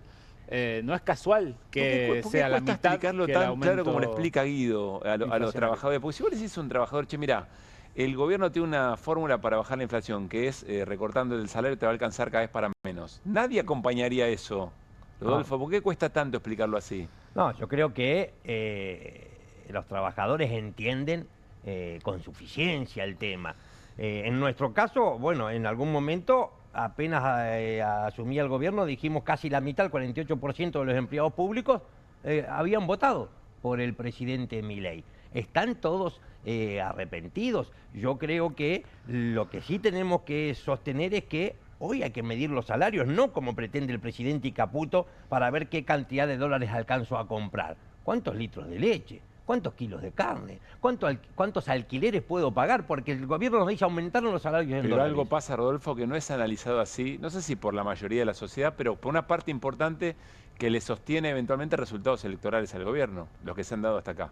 Sí, yo soy de los que no los lee con mucho optimismo para el gobierno esos resultados electorales en la capital federal. No fueron muy distintos a los que fueron siempre, lo que pasa que alguna fuerza fue... Bueno, déjamelo plantearte de esta manera. Dividida. Con todo el daño en 17 meses conserva, de mínima conserva quien lo vota. Sí, yo creo que es un gobierno que está pasando su peor momento. Por quinto mes consecutivo, la mayoría de las argentinas y de los argentinos desaprueban la gestión presidencial. Pierde consenso social este gobierno. Lo que ocurre es que todavía enfrente no aparece nada con nitidez. La sociedad, que tiene claro, ya conoce bastante bien y lo que quiere Milei y lo que propone. Lo que no conoce todavía es cuál es el programa alternativo, y me parece que allí hay que poner el acento. En nuestro caso, yo digo, al movimiento obrero no le pueden reservar solamente ir a votar cada 2 o cada 4 años, porque los que mandan en la Argentina, los que tienen poder de verdad en este país, deciden todos los días. Nosotros también, los trabajadores, queremos decidir todos los días. Yo recuerdo que cuando llegaba... Vos decís que una reunión de gabinete tan efectiva o más que la del gobierno es, por ejemplo, la reunión de AmCham. Sí, podría ser. Por ejemplo. Ahora yo digo, por ejemplo, en el caso de Uruguay, sí, el Frente Amplio perdió las elecciones. En una primera recorrida fue a hacer autocrítica, a escuchar. Yo creo que ahí tenemos que devolverle la dirigencia política, sindical. Ha monopolizado la palabra, se la tiene que devolver a la gente y tiene que escuchar más. Escuchar. La segunda recorrida fue con el programa que había elaborado en virtud de lo que había escuchado en su autocrítica. La tercera, a recorrer el país en campaña, y volvió al gobierno. Bueno, acá todavía me parece que ni se empezó. Y digo yo, cuando Macri llegó a la presidencia, dijo, somos el mejor equipo, no sé cuántos años vamos a estar. Se fueron en 4. Ahora, en 4 años nada más. Pero ¿qué pasó? Cuando fue derrotado en las urnas es porque antes, con manifestación popular, había sido derrotado en la calle. Yo creo que el sindicalismo tiene que concentrarse en construir la derrota de Milei en las calles. Rodolfo, hablaste de paz social. ¿Qué estás viendo? ¿Estás viendo mayor conflictividad? ¿A qué te referís puntualmente? Sin lugar a dudas, a pesar de que la política hoy nos plantea el miedo se transformó en una política de Estado en este momento. Nosotros no nos victimizamos, pero hace poco nos amenazaron de muerte y de desaparición. Y decidimos denunciarlo porque no era un perfil falso. Hay una persona identificada, comerciante, vidriero de la provincia de Buenos Aires, y no actúa por sí solo. Actúa y se cree impune y que puede cometer delitos porque la violencia se ejerce desde las más altas esferas del poder en este momento en la Argentina. La violencia es institucional. El clima violento surge del poder ejecutivo de la nación. Nosotros lo queremos decir con total claridad. Vamos a ir a denunciar a la OIT frente a todos los países del mundo que la democracia argentina expira, la democracia argentina fenece por estos días.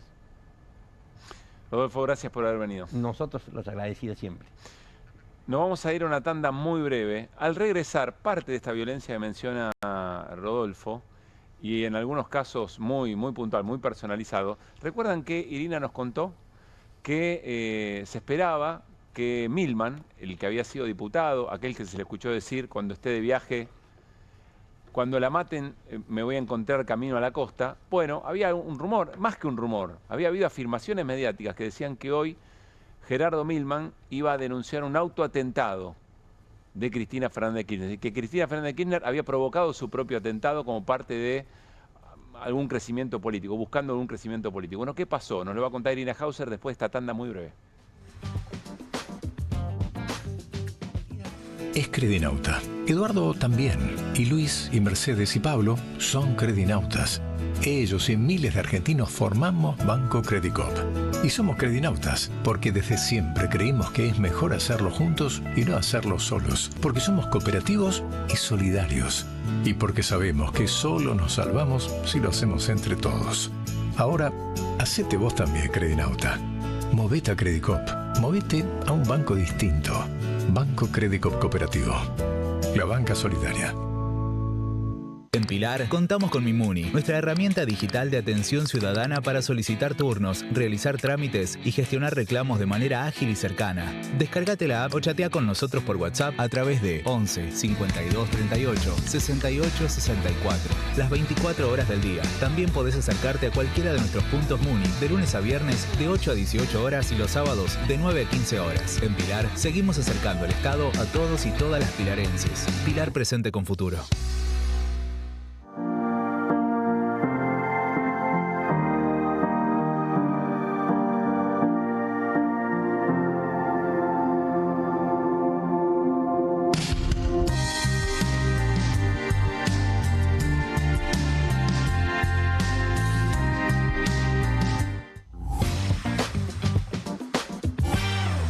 Esto pasó en un estudio de televisión, en una entrevista, si se la puede llamar de esa manera, en La Nación Más, a la fiscal Gabriela Baigún.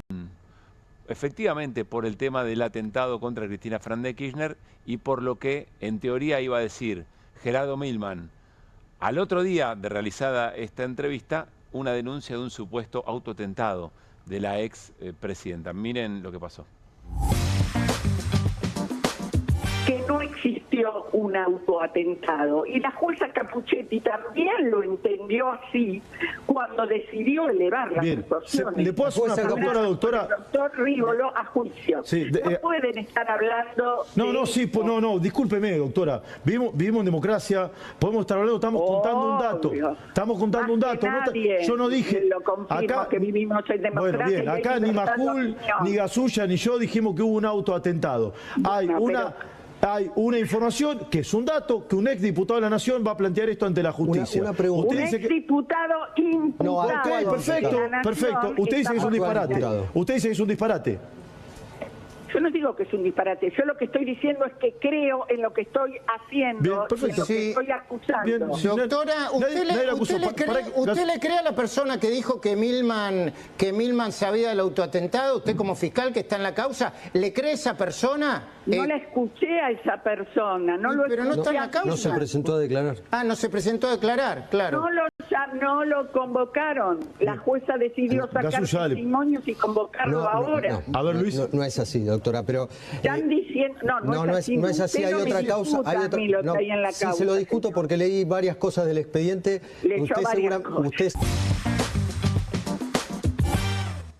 ¿Quién es la fiscal Gabriela Baigún y por qué la estaban atacando de esa manera?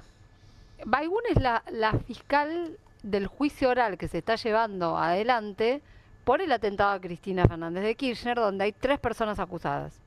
Fernando Sabac Montiel, que es el hombre que quiso disparar, la novia, que estaba con él en ese momento, y un tercero que es Gabriel Carrizo, que era el dueño del emprendimiento de copos de azúcar que utilizaron como pantalla, ¿no? Como forma de camuflarse mientras hacían inteligencia. Y que según la acusación, Gabriel Carrizo habría portado un arma, que después se descartó que no fue la que se utilizó. Ella es la fiscal del juicio. Claro, Baigún está enojada porque en esta nota ellos anuncian que en realidad, bueno, momentos antes, Majul y Trebuch anuncian que Milman va a ir a denunciar a la causa, a la residual del atentado, donde se investiga a los autores intelectuales, donde él está imputado, que va a ir a denunciar un autoatentado. Nosotros hace ya varios programas dijimos que esto podía llegar a pasar, porque Milman había dado una entrevista donde decía atentado entre comillas. Un gar mendocino, si no me equivoco. Y quiero explicar el contexto en que aparece esto, porque es muy importante, y el juicio oral es muy relevante en esta cuestión. Y hay una parte de la entrevista de anoche donde Majul dice que incluso la jueza Capuchetti está de acuerdo con la hipótesis de Milman de autoatentado. Insólito que diga esto, ¿no? Claro. Bueno, ¿qué pasa? En el juicio oral la jueza quedó muy expuesta en algunas de las audiencias de los últimos 2 meses, cuando aparecieron testigos que hablaron de cómo se mandó a peritar el celular del principal acusado, que ustedes saben que además fue dañado, y la jueza lo mandó sin cadena de custodia.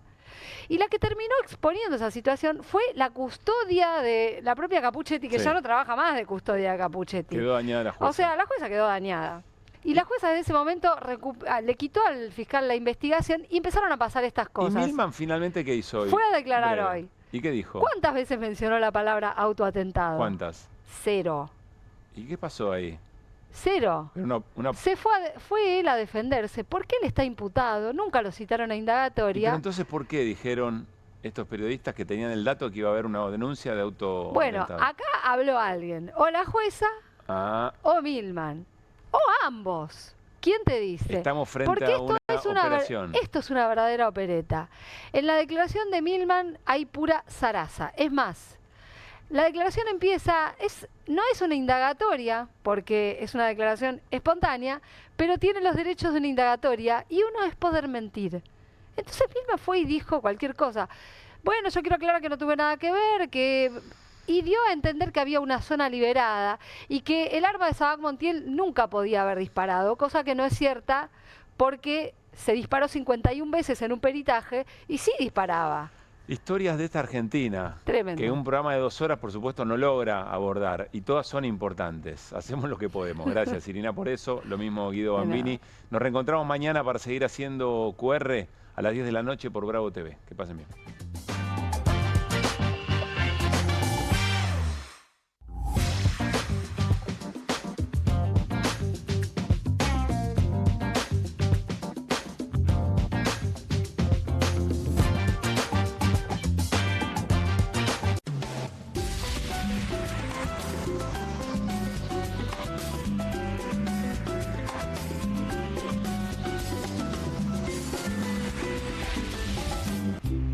Las casas usan diferentes perfumes. Eligen oler a café en la mañana, a veces a ropa recién lavada y otras a madera.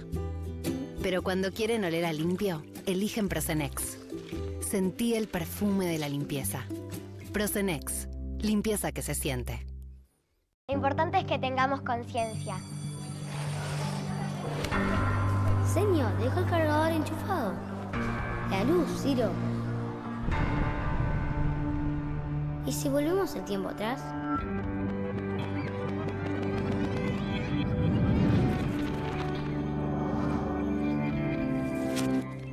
Sí. Pequeños cambios hacen una gran diferencia. Cuida la energía. Sumate al consumo eficiente. Sumate al cuidado del planeta. Edenor. ¿El dolor de garganta arruinó tu día? Confía en Strepsils para darlo vuelta. Su doble efecto actúa de manera local, aliviando el dolor y la inflamación en tan solo 2 minutos. Y con un efecto duradero de hasta por 4 horas. Decile chau al dolor de garganta con Strepsils. Bonobón presenta su nuevo chocolate. Con la textura irresistible de las galletas y el relleno único de Bonobón, combinado con nuestro mejor chocolate. Lo vas a amar. Probá también el nuevo Bonobón Coco. Cremosidad que enamora. Salimos a la calle a probar la nueva fórmula de Vanish. ¿Quién me ayuda a manchar esta remera con algo que no salga con nada? El detergente solo no va a ser suficiente. Vamos a agregar Vanish, incluso sin refregar. Este es el poder de la fórmula mejorada del nuevo Vanish. Elimina manchas casi imposibles, hasta la grasa. Animate al desafío y confía en Vanish. Nueva Saladix extra picante. Posta picarán más que las otras.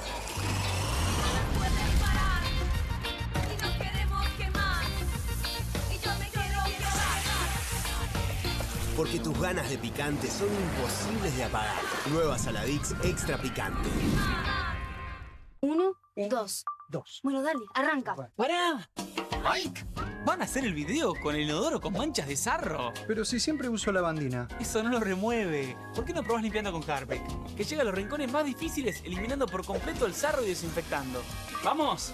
Para cualquier desafío que te dé el inodoro, nada mejor que Harpic. No te compartas los datos del celu.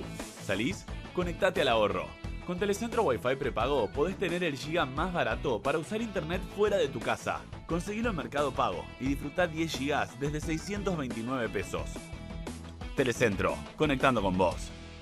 Hay una casta superior que es los periodistas que si mienten, calumnian, injurian y dicen cualquier cosa. ¿Tenés ahí los nombres de los periodistas que tengo que meter en cana? No nos tomamos esto a la joda, como esos periodistas mentirosos. Y dentro de la cancha vale todo, que la vayan a buscar, la tienen adentro. Soy una bandera de la batalla cultural, pero los imbéciles con déficit de IQ doméstico, ¡ay, no, mira!